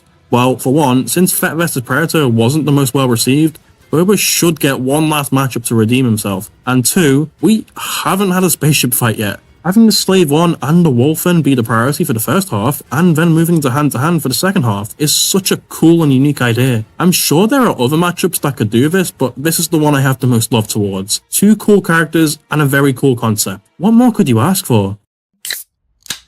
Oh boy, here we go again. Beerus vs Arceus is a matchup I wanted in Season 7, and I still want it now. And I am not ashamed of it. The God of Destruction versus the God of all creation. It's such a fun idea. Of course, you'd have to use Dragon Ball Heroes here so that it's multiversal versus at least multiversal. I do buy Arceus winning, even if you equalize their stats. Arceus can put Beerus in a time loop that negates a causality and bypasses time resistance, while also trapping him in a spatial distortion that prevents Beerus' attacks from hitting or Beerus from even moving. Arceus can just negate or steal all of Beerus' powers, or just erase him on a conceptual level while rewriting the history of the multiverse to make a brand new world in which Beerus has never even existed. It sounds like overkill, but the stats being closed doesn't make this a complete wash. But I have heard arguments for Beerus winning, so maybe I'm just wrong. Brandon would make a killer track here too, probably with lyrics. As for why I personally like it, the contrast between the two is so vast that it offers a lot of potential as a whole. Beerus' lazy attitude annoying Arceus' divine nature. Arceus' wider range of abilities and type changes means this fight will never be boring. With them flying through space, launching various types of attacks against each other that cause huge and beautiful types of destruction. And the scene of Arceus using all his plates to combat against Beerus' sphere of destruction is such a cool image that even if you're not a fan, you have to admit that you kind of see its value. So please, give this matchup a look if you haven't before. It's definitely worth it. Of all the quote-unquote overdue Marvel characters for the show, I'd say we're running out. Cyclops, Green Goblin, Punisher, and my favourite Marvel character, Loki. There's so much you can do with him, but who should they face? There's Ocean Master, which no. There's the Master, which works well and may be the most debatable, but I just have no interest in the Doctor Who franchise getting another episode. And then there's Discord, which works, but we don't need to see him return, as much as I'd want it. Of course, I'm leading up to Loki vs Kefka. I've never played FF6, although it is on my list of games to play. And yes, I know it's a stomp, and no, I don't fucking care. The crew like Kefka versus MCU Loki. No, that's not what the community wants. Anyways, I love Loki so much. They mean so much to me in ways I won't get into. Just know that he may be the individual character I want to see the most on the show. My number one ask is that Loki is presented as his comic book version, rather than the Joker-fied MCU Loki. There's a lot that can be done here between the two tragic tricksters. The fight could start with Kefka transforming and destroying everything, and Loki plays along, only for Loki to start shrinking the screen more and more as the fight progresses, and eventually trapping Kefka. One of my favourite uses of Loki's God of Stories powers was him utilising the literal comic panels to trap the Beyonder, so something similar could be done here. Or he does the same thing Old King Loki did in Loki Agent of Asgard, where Old Man Loki could just easily change history, and just wipe Kefka's existence. I mean, heck, Loki could feel a bit of pity and remorse, seeing a bit of himself in Kefka. He uses his powers as the God of Stories to change the narrative of his story, where Kefka gets to live a happier life, where he is accepted in another timeline of Final Fantasy VI. Yep, this of all matchups could have an emotional death. Weird, I know. I feel like this one's inevitable, I just don't know how inevitable though. This one's definitely gonna have some head scratches. Darth Maul has always been one of those characters that nobody knows who they want to face. Carnage was considered, but that matchup sucks. Gabranth works, but I've not played FF12. Ridley works too, but I feel like that's more of a DBX matchup than anything. My preferred is Maul versus Scorpion. And yes, I know Hanzo versus Wolf exists, but I've never played Sekiro, so no comment there. Both are warriors driven by vengeance, thanks to the manipulation by a Dark Lord, who led assassin clans and have a deep burning hatred for a blue-themed warrior that resolves itself relatively peacefully. It's simple, but I just really like it. Just having two rage-based combatants go at it is always fun. It allows Brandon to make a banger lyrical track too, and if you want to have a sentimental moment at the end, you definitely can. I imagine Hanzo would give Maul advice throughout the fight, and since I buy Universal MK, it could end in a similar way to Maul's final canon duel with Obi-Wan. I know it's not that popular, but I hope people can start to see the appeal in it. This is another double returner matchup that really doesn't need to happen since both of their episodes were fan favourites, but I still love Darth Vader versus the Lich King. I'm not even going to try and paraphrase the connections here, so you can go and read it down below. But these two are essentially the same character, just with opposite colour schemes. Arthas's fight against Sauron focused more on the idea of the Lich King,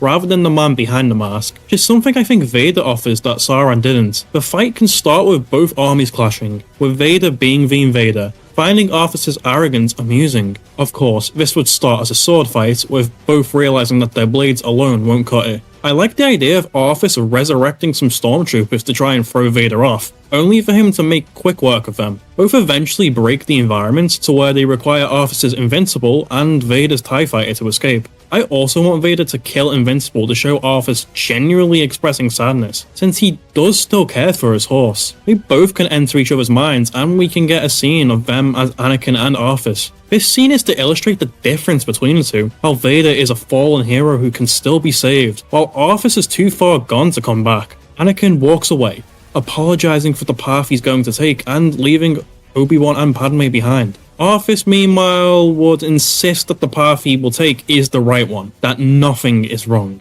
before killing the past and leaving it to die. I presume Vader wins it, and I like the idea of Arthas failing to take Anakin's soul, just to further showcase how human Vader still is, only for him to kill Arthas and just stare down at him. No comment, no reaction, followed by him dropping his lightsaber on his fallen foe, seeing himself within Arthas. There's a lot that can be done here, and I hope at least a cast episode can happen to show how debatable this is. This one, I think, came into popularity because of Biffweed, and I've taken a liking to it. Soldier 76 vs Mr. Incredible is such a cool idea that I've always loved. Taking one of my favourite Overwatch heroes and pitting him against the protagonist of one of my favourite animated films sounds amazing. Both were heroes well known to and adored by the general public, and were seen as the most iconic of their respective groups, until events that were out of control caused the media and the public to turn against them, making Overwatch and superheroes illegal. Both still did illegal hero work in secret, Bob to relive his glory days, genuinely wanting superheroes to return, and Jack because he wants revenge against those that disbanded Overwatch, but doesn't actually want Overwatch to return.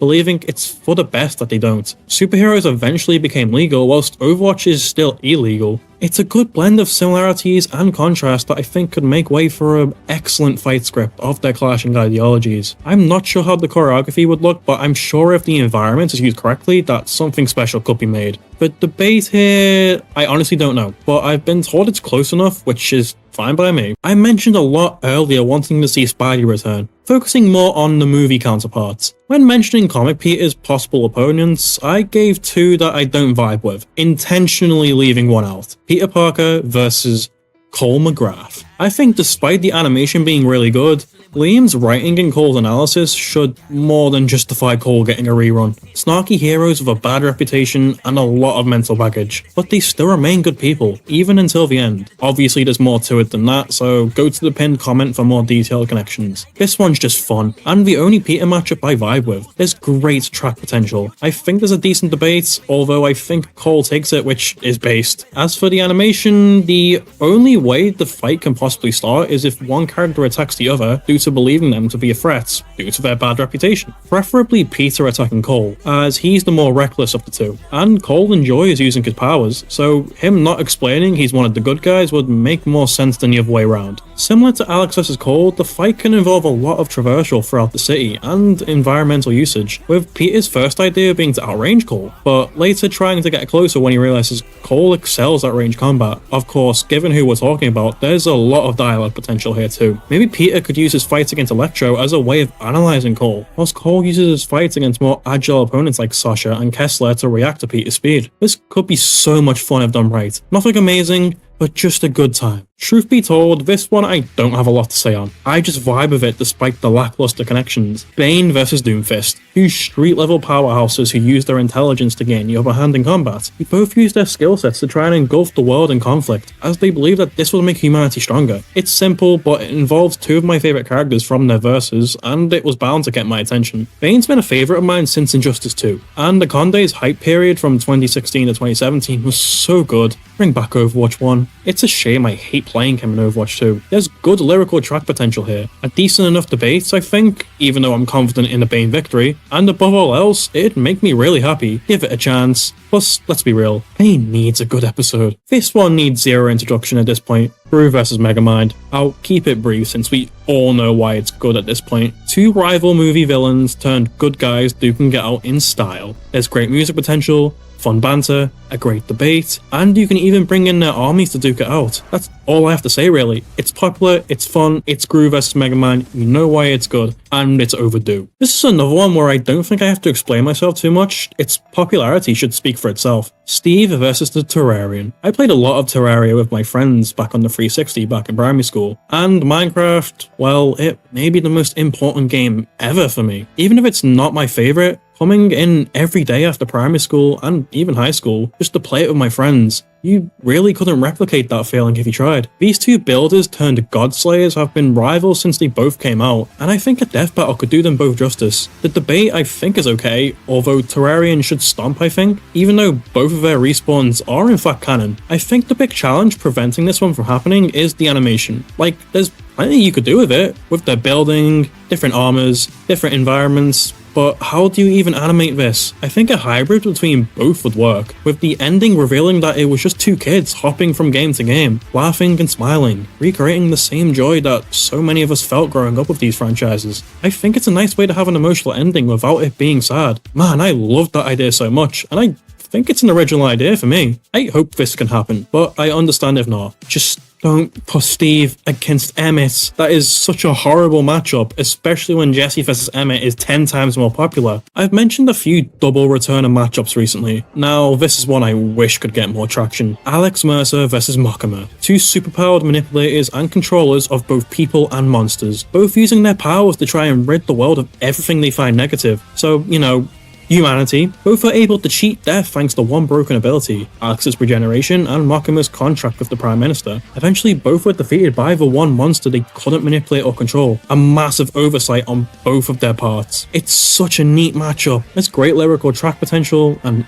man, the animation here could be insane. Imagine Alex Mercer fighting off and consuming Makima's army of devils. That's such a cool idea. As for the debate, it's really interesting. Going off the research team's logic for both of their recent episodes, the Typhoon Devil, who Makima scales in power to, is weaker than the Supreme Hunter's nuke feat, so Makima couldn't overpower Alex. And yeah, Alex could eventually kill himself thanks to the contract, but Makima, to my knowledge, can't bypass Alex's regeneration like Cole could. Funny enough, these two would 100% get along since their goals are the exact same, but this is a death battle and one of them's gotta die. Give it a look if you're interested, because this is definitely my preferred for both, Cole and Gojo included. This is another simple one featuring two of my favourite franchises, Noob Saibot vs Reaper, two black-clad edgy boys who were thought to be dead, but came back with dark powers and a hatred towards a blue-themed hero that they used to be close to, losing any honour that they once had. Two of my favourites from both franchises, even if Reaper at the moment feels a bit lackluster in Overwatch 2. I'll be honest and say there's no debate here. Even if you don't buy Universal Bihan, which I absolutely do since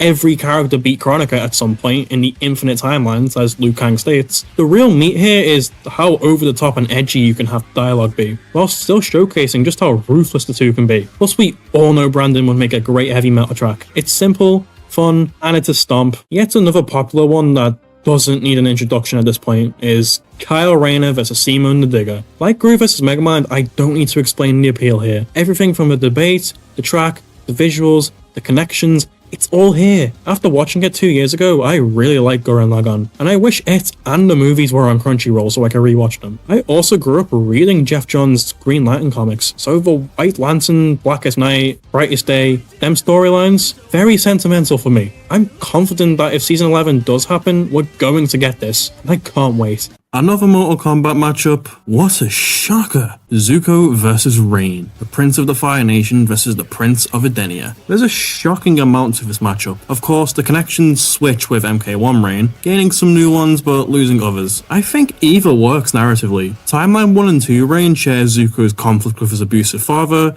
and a hatred for their siblings, and a deep love for their mothers. Both have similar upbringings and were ostracized from their nations. It works because both are opposites.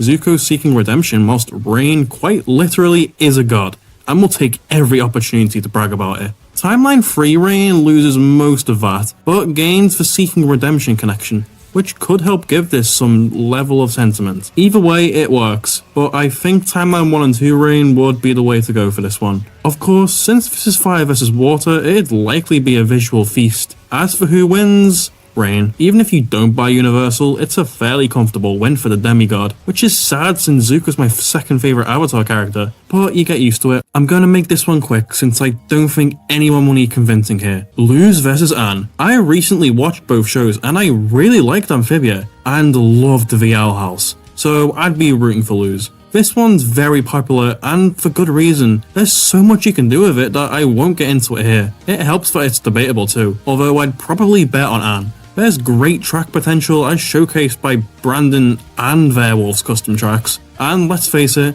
we all know both franchises can offer a fun analysis. Here's the issue. Both of their ultimate forms require outside sources, so what do? I'd say include them, since both are non-standard. I think it could make this a lot more interesting. Or they can offer two explanations to show what would happen if the final forms were granted, if they choose not to. I hope this happens one day, just not too late please. This one just pains me. Kratos is overdue for a return. We all know this, but who should he face? There's Gore, which works, but again, I prefer Saint Walker to Gore. There's Asura, which is great and all, and I've warmed up to it over time, but it doesn't really offer what I want out of a Kratos matchup. And there's Doomslayer, which I've never understood. My preferred is Kratos versus Dante. As I said, Asura works, but Asura isn't versatile enough, and I feel like you'd have to limit Kratos just to make the animation feel like both characters get their time to shine. Plus, I feel like that only works with the original trilogy Kratos. Dante, on the other hand, is just as thematic and offers way more visually appealing animation potential, given just how many weapons and abilities the two have. There's insane insane track potential. The base is solid, and you won't have to condense a short game into analysis to match Kratos' with Dante since both have equal screen time. Having Dante's personality clash with Kratos' sounds so much fun, and the fight can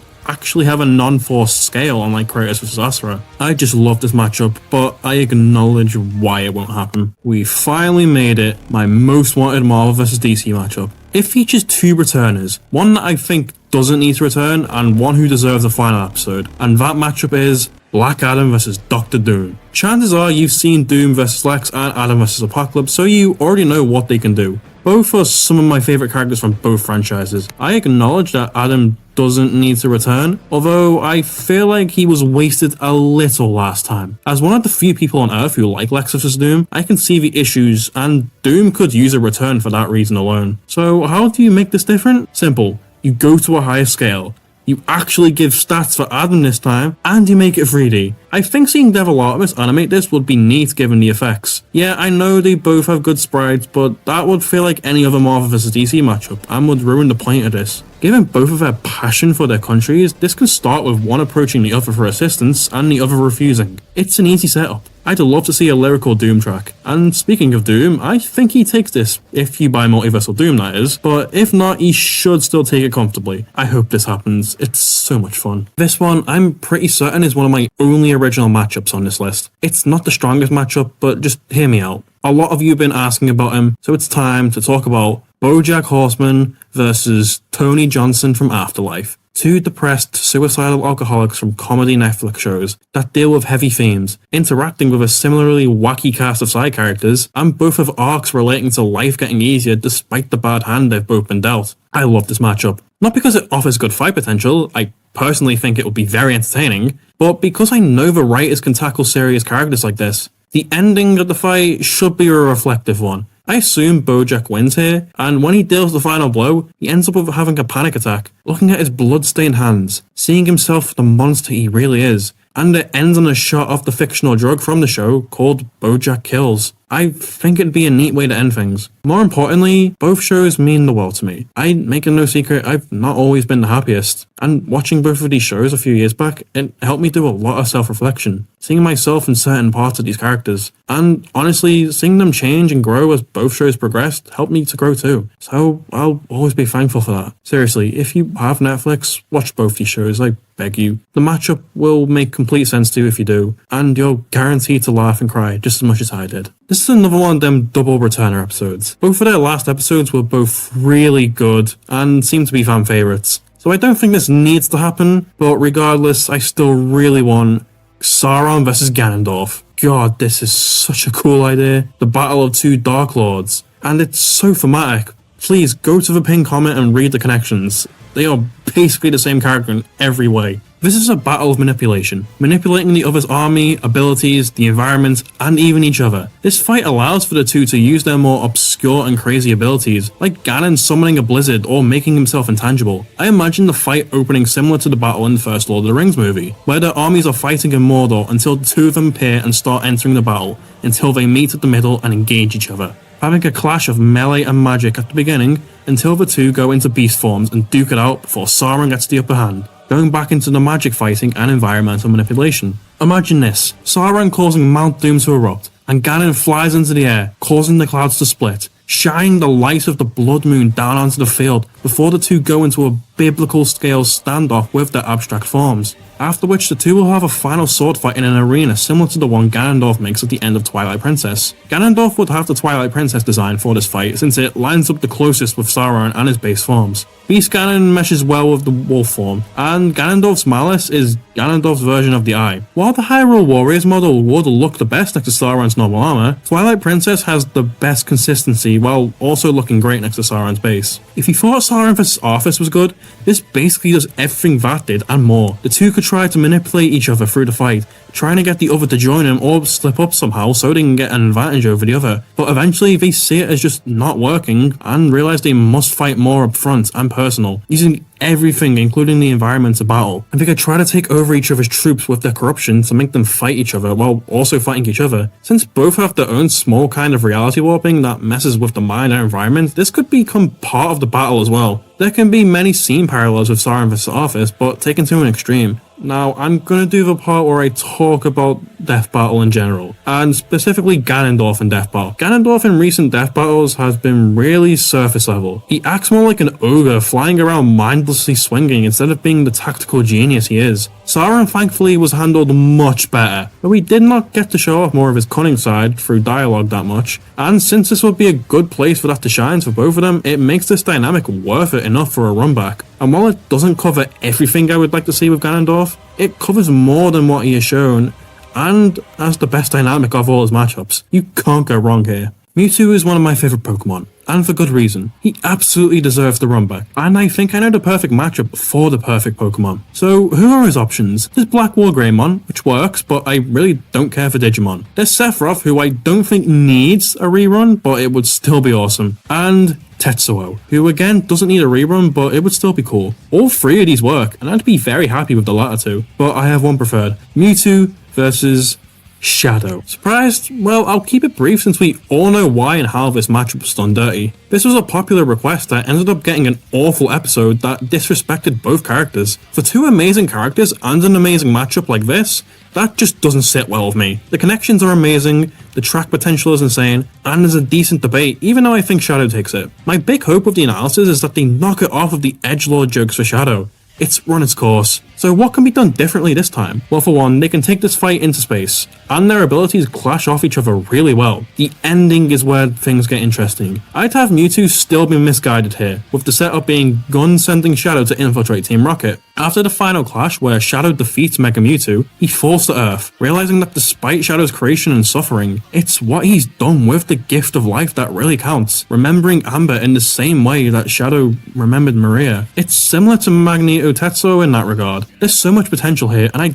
don't want to see it go wasted. One of my favourite fictional villains is King K. Rool. He was my most wanted Smash character, and trust me when I say I screamed when he was announced. Naturally, I'd like an episode with him. So, who are his options? There's King DDD, which works better as a DBX. There's King Shark, which, no. There's King Pig, which doesn't vibe with me. And there's Blackbeard, which I'm mixed on. My preferred is K. Rool versus Grunty. Banjo-Kazooie is my favourite game of all time, so of course I'd want a matchup for it. The connections are simple, with it being a legacy matchup between Rareware's mean green shit-talking machines. You don't even need to get voice actors here, so making it 3D would be justified. Of course, you'd have to incorporate the classic Rareware text box style. I'd have this take place in Treasure Trove Cove, with Grunty hiding some jiggies and K. Rool invading during the process. I presume the winner here is K. Rool. I have no idea about banjo scaling. I really vibe with the track potential, something similar to Discordant Decipher. And speaking of Billcord, this battle would be one thing: chaos. I know people don't like MK vs SF, but I don't care. My most wanted of them being Melina vs Jury, the battle of purple-clad psychopaths. This one's just fun. MK vs SF is controversial, I'm aware, but I think one last matchup will be enough. And why not the most popular one? I love both characters, being one of my favourites from each verse. There's great track potential, a gory death,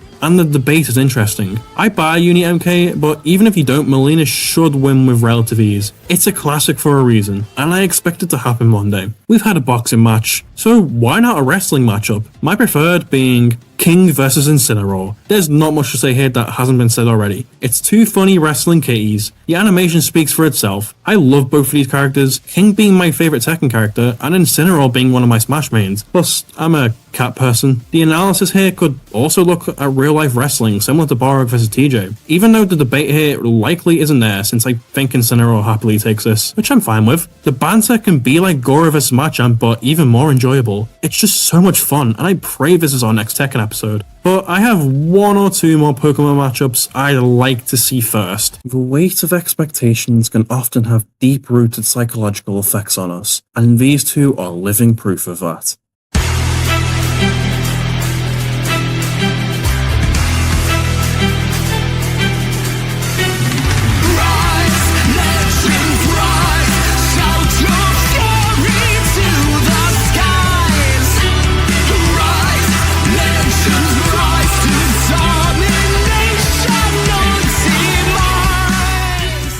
Tai Lung versus Azula. First of all, let me just say I don't hate Azula versus Cinder. I just don't think Cinder has the same star power as Tai Lung. Plus, I just really love Tai Lung as a character and think this works a lot better. Both of these prodigies, burdened by expectations, turned psychotic murderers, absolutely deserve an episode, specifically against each other, and are the likely candidates from both franchises for the next episode. I think Ty wins, but I'm unsure. I think it could go either way, and I'm cool with that. As for the fight, with their brutal tenacity, with their forms of martial arts, as well as their psychotic nature adding to the banter, with both trying to mentally break down each other with their manipulation, and both rambling about how they are truly worthy for their desired role. And while firebending may be an issue for Tai Lung to mesh well, it's not like he can't handle fire himself, as showcased by his fight with Shifu. Plus, Azula is more of a close-range fighter anyways with her firebending. What is appealing about this dynamic is that it's all about who can one-shot each other first, with Azula trying to shoot lightning when given the chance, and Tai Lung using pressure points to disable Azula. Plus, you can have a moment where Azula propels herself in the air with her fire,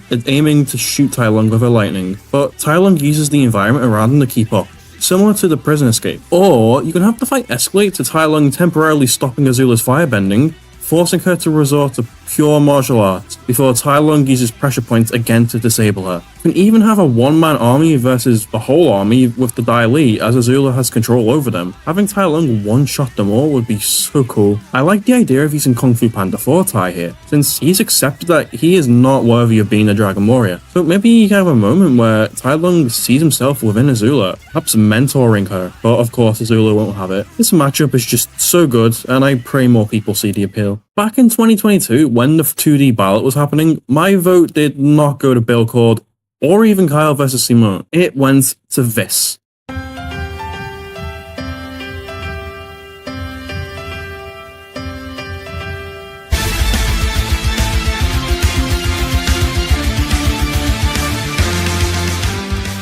Finn and Jake versus Mordecai and Rigby. Man, I feel nostalgic even mentioning this matchup. I grew up with this era of Cartoon Network. Adventure Time was usually on in the background whilst I ate or did other stuff, and Regular Show is one of my favourite shows of all time. I have so many fond memories of Mordecai and Rigby and the rest of the Park Gang that I really would be bothered if they lost. Mr. Bait is fairly close too, which is worrying. The banter here could be amazing. You can practically do whatever you want thanks to the power, and above all else, it would make me, and so many of us, happy. This one's extremely popular as is, so I don't want to go any further. You already know why it's great. It's always nice to see popular matchups where there's no boring comic book characters and no OP anime characters, but rather just two monsters duking it out.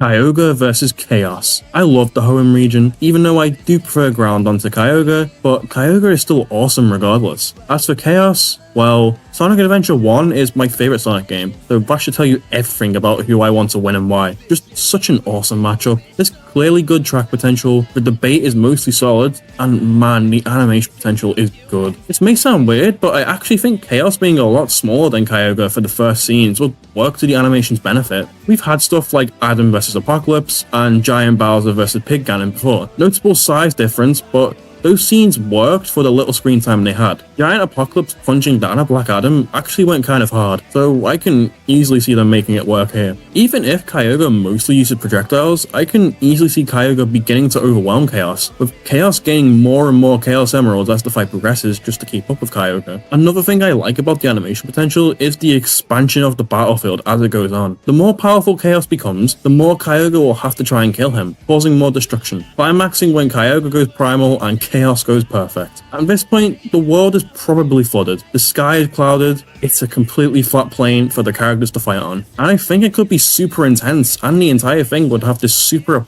apocalyptic feel that not a lot of other matchups have. Yeah, you can have planetary or universal destruction, but that's not going to be as recognizably intimidating as Earth being completely covered in water. Also, this may not seem that strong, but it's actually pretty on brand for Chaos as a character to be forced into its full potential like this, because that's actually its origin story. It was originally a gentle creature, but meddling from outside violent forces caused it to get angry and destructive. Chaos simply existing would be enough for Kyogre to start throwing hands, considering it intends to flood the earth and drown all life. Though I can see Chaos not trying much at first before being forced into going full throttle. How cool of a concept is that? As for animation style, I think sprites would be the easiest, but 3D would be awesome if pulled off correctly. Please let this happen. More positive Sonic representation is always a win. We need a classic Western fight, and there's only one that really comes to mind here.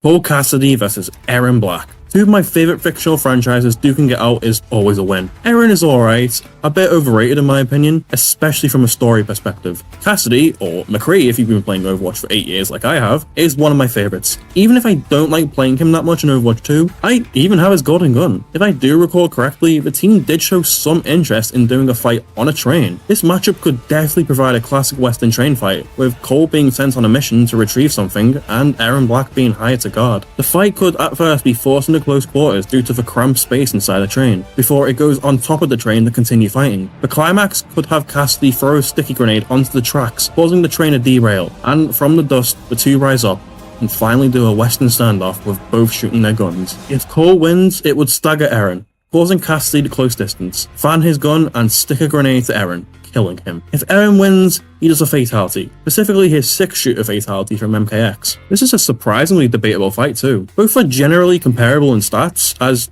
Aaron and Cassidy don't really scale to any of the higher tiers in their verse, unless you buy Uni Aaron. Cassidy has formal training from characters such as Honor, meanwhile Aaron has more experience due to being alive a lot longer. Aaron has a wider arsenal, but Cole can keep a distance and use stun grenades if he gets too close. Although, overall, I do believe Aaron is more likely to win the fight. Although there are potential arguments of Cassidy being a lot faster, potentially giving him the win. Ben seems to prefer Aaron versus Jonah, which I despise. This matchup deserves more attention. Earlier in the list, I mentioned moving a matchup down from the 60s or 50s down to the top 10. This is it.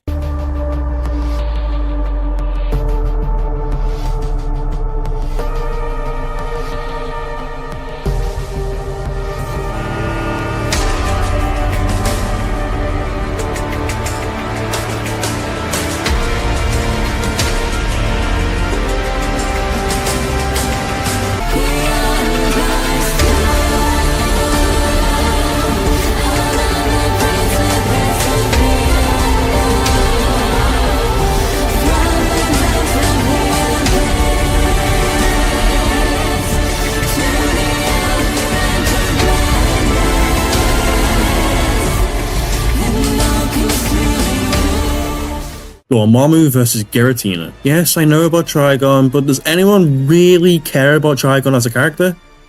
Thought so. This is a battle between two Dark Lords who were banished to dark and twisted realms by beings of light, only to rule said dimension with an iron fist. As if they escaped, they would destroy the whole universe, possibly even the multiverse. And yeah, this is multiversal versus multiversal, but going into Pokemon scaling is far more interesting than another DC character. You know I'm right here. I love the idea of them playing with the visuals of either the Dark Dimension or the Distortion world, or even both, since both are iconic for their visuals alone. Just that idea alone is enough to make me love this matchup. I also grew up with Gen 4, with Diamond being my first ever Pokemon game. Of course, this was around when I was 3 or 4, and I recently replayed it 15 years later, only to discover the game is kinda mid. Platinum, however, well, its reputation speaks for itself. And Dormammu is one of my favourite Marvel characters, so of course I'd want to see him featured, just not against Trigon, please. As someone being educated within the mental health field, this matchup is very important to me.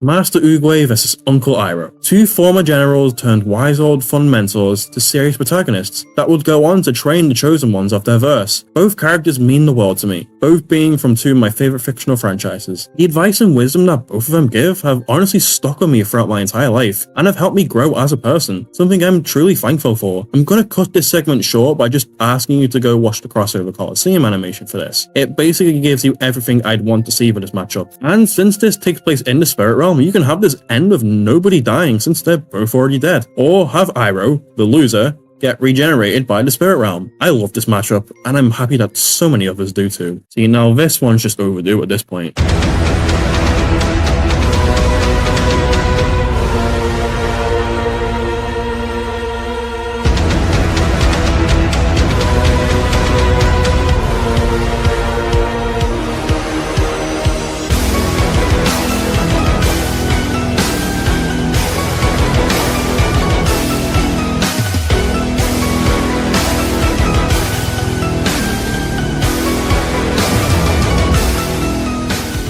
Bowser vs Eggman. I'll keep this one brief as possible since everyone and their mother thankfully also wants this just as much as I do. Literally, gaming's two most iconic villains duking it out. If you really wanted to, you can have their armies duking it out in the background too. Of course, the climax has to be the Death Egg Robot versus Fury Bowser, since both of their time and dream related forms and machines aren't really considered standard for them sadly. The track here could be amazing too, and I hate how people are downplaying Eggman here, since I think he has a genuine shot at winning here, although I am still leaning towards Bowser, which is good since he is my preferred of the two. I even have a Bowser onesie as well. You can't go wrong here, unless it isn't a season finale. This one needs that extra budget, I'd say. Here's hoping it gets it. Well, there's only one character left from the preview image left to cover.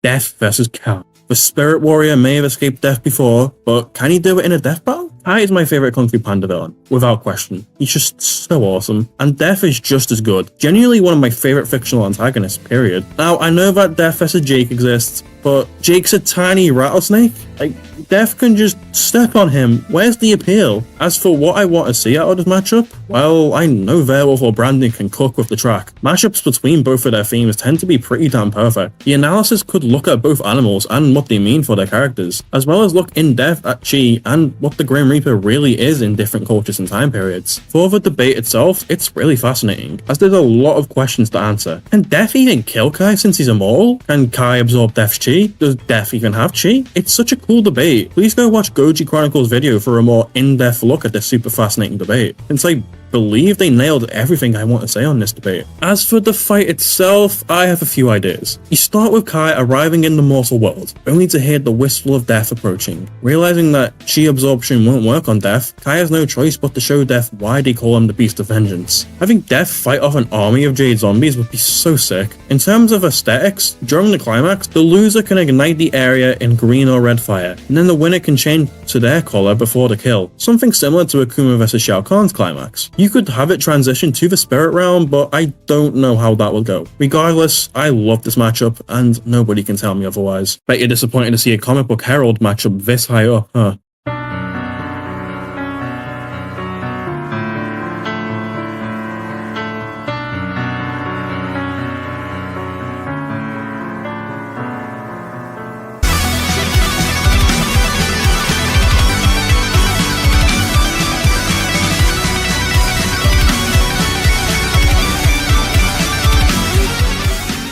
Asura vs Atrocitus. Now, I just want to say that I am fully okay with Atrocitus vs Jiren, but I just prefer Asura as a character. Two angry behemoths who, after losing most of their family, become consumed by their rage, fueling them on their rampage to kill those responsible, battling emotion-based groups to do so. Asura's Wrath is such an awesome game, and Asura is an amazing character. Atrocitus, well, Atrocitus is my favourite DC character ever. I grew up reading a lot of the Jeff Johns Lantern run, and the Atrocitus and Red Lantern storylines made me so happy as a kid. Trust me, when he was announced in the first gameplay trailer for Injustice 2, I popped off so damn hard. Like, they knew how cool he was. Anyways, unless you buy low ends for Atrocitus and high ends for Asura, this may be a bit unfair for Asura, which I'm not complaining about. It's the fight dynamic that has my hype. Imagine this. We start with a red ring flying in Asura's direction, but he mindlessly breaks it, not wanting anything to do with any groups anymore. Atrocitus, disappointed, intervenes, declaring Asura as his, seeing himself within Asura,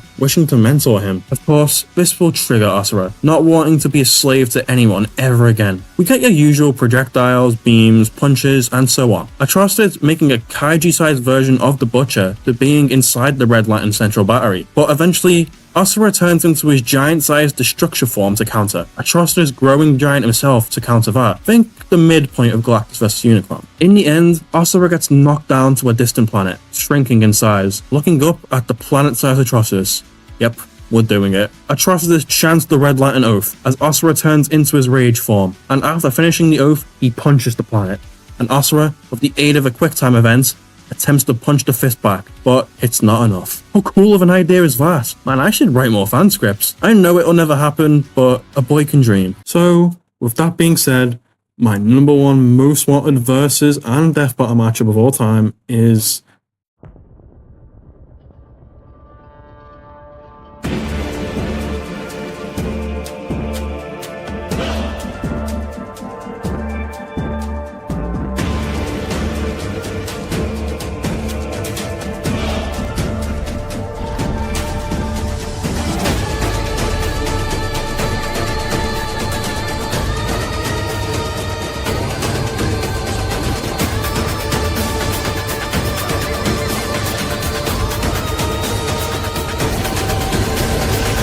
Shao Kahn versus Gargos. As I said before, those of you who have been with this channel a while knew exactly what was coming here. Literally just check my channel banner. Those of you who don't, let me explain why I want this so badly before going into why it's worth your attention. Please stick with this. So first of all, what do these characters mean to me? Shao Kahn is possibly my favorite fictional character of all time, from my favorite fictional franchise. I mean, check my profile icon. As a boy, playing the old MK games and MK9 alongside my brother and friends, I always thought Shao was cool. I loved basically every one of his designs, but aesthetics aside, and writing issues in the modern games aside, I always found his lore super intriguing. The big bad realm conqueror that no matter how many times you stop him, he always has a backup in store. Of course, the modern games have soiled this idea a bit, but I still think modern Shao's writing, especially in MK1, is still solid overall. Just something about this intimidating warlord who stepped on shit regardless of the risks was always inspiring to me, especially as a bully victim. So it created a ton of fun memories, and not to mention, he's so much fun in every game he's in. I'll spare the details for another video. As for Gargos, I love all the Killer Instinct games, not as much as MK, but enough to rank it among my favorite gaming franchises. Again, I have fond memories of playing them with my brother and friends, with Gargos being my main in 2 and 3. I still hop on KI3 now and again too.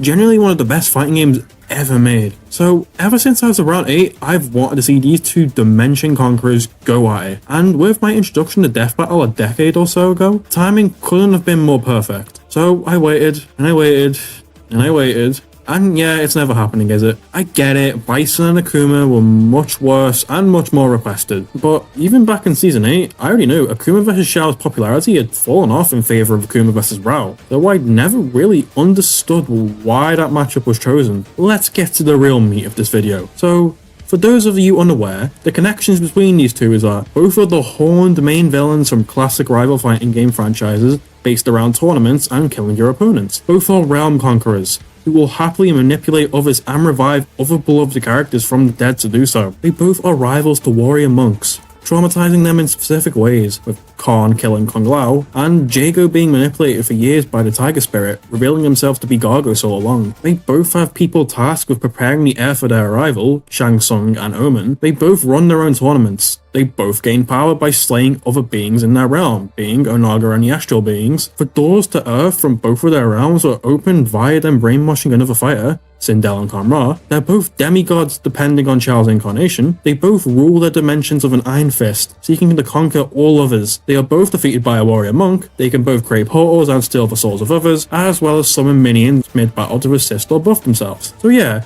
easily the most thematic for both. Zeus and Onaga be damned. So the big question, why would you want Shao Kahn back a third time? Well, for one, there's a new game and new movies that are releasing, with Shao being the main villain of the upcoming live-action sequel. So plenty of new abilities and scaling to draw from, such as a battle axe and possibly even Shinnok's amulet. His last 2 episodes didn't include a lot of his abilities as well, such as blood magic or his cloning artifact. Speaking of, those focus more on the warrior aspect of Kahn, his most surface level trait. Shao is a tyrant, an egotistical warlord, and a realm conqueror. So for a third and final episode, you have to explore those aspects of him. The crew failed to show off Shao's ego by refusing to make an audience for Akuma Khan. I will save my rant on that episode for a future Season 8 ranking. And that leads to the setup of the fight. Picture this. We see Gargos looking at a portal of the Earth from the astral plane, scheming his next invasion, but Shao comes marching through, possibly with a few minions, declaring the astral plane as his own. It's a simple start, but again, we need to show off the realm conqueror side of Shao here. You have your usual "I'm going to murder you" banter before both send a small wave of minions at the other. Think Ultron vs Sigma. The dynamic here is very interesting. For those unenlightened, Gargos' playstyle involves a methodical approach to combat, keeping his foes at range with punching through portals and using his ginormous wings, dragging others through portals to send them away. So, let's use that to this matchup's advantage. This forces Shao to use his brain, something Akuma Khan did not show off at all, meaning he has to either play the distance game by shooting fireballs, using telekinesis, or using blood magic, or even uses portals to get the jump on Gargos from above, whilst his minions take him from the front. It's such a cool dynamic. I like the idea of Khan's army getting defeated by Gargos's, meaning he's overwhelmed. Picture this, have you guys ever seen that one Overwatch cinematic with Reinhardt and his mentor? You know the end scene where he has to fight off a bunch of Omnics with 2 hammers? Think of that, but with Shao's hammer and his battle axe at the same time, slaughtering Gargos' army before attempting to take a chunk out of Gargos himself. But Gargos transforms into his instinct mode, granting him armor. The next main idea I have involves both of their portals, since both can use them for combat and inter-realm travel. So, let's use it to our advantage. Gargos command grab Shao after this,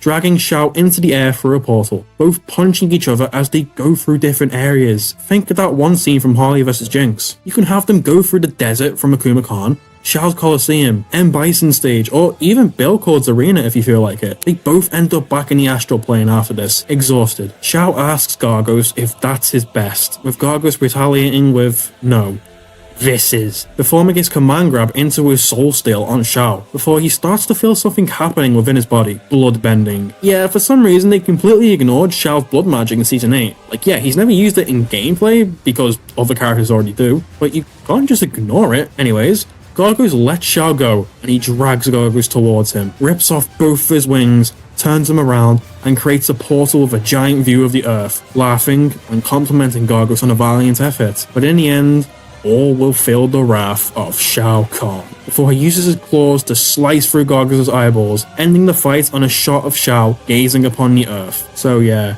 sounds pretty fucking awesome, right? Akuma vs Shao and Bison vs Shao both wasted him so badly. I am not going to let the popular members of the community convince me that Shao shouldn't get a final episode. And yes, I think Shao wins via universal MK scaling, but that's just me. Again, see my video on Shao Kahn's pile scaling if you want my verdict. If you like this idea now, please go request it in the official request form. Make a thumbnail, a trailer, share it on Reddit. It would mean the world to me. So, with that being said, please share your most wanted in the comments below. Thank you for watching, stay safe, and as always, be excellent to each other.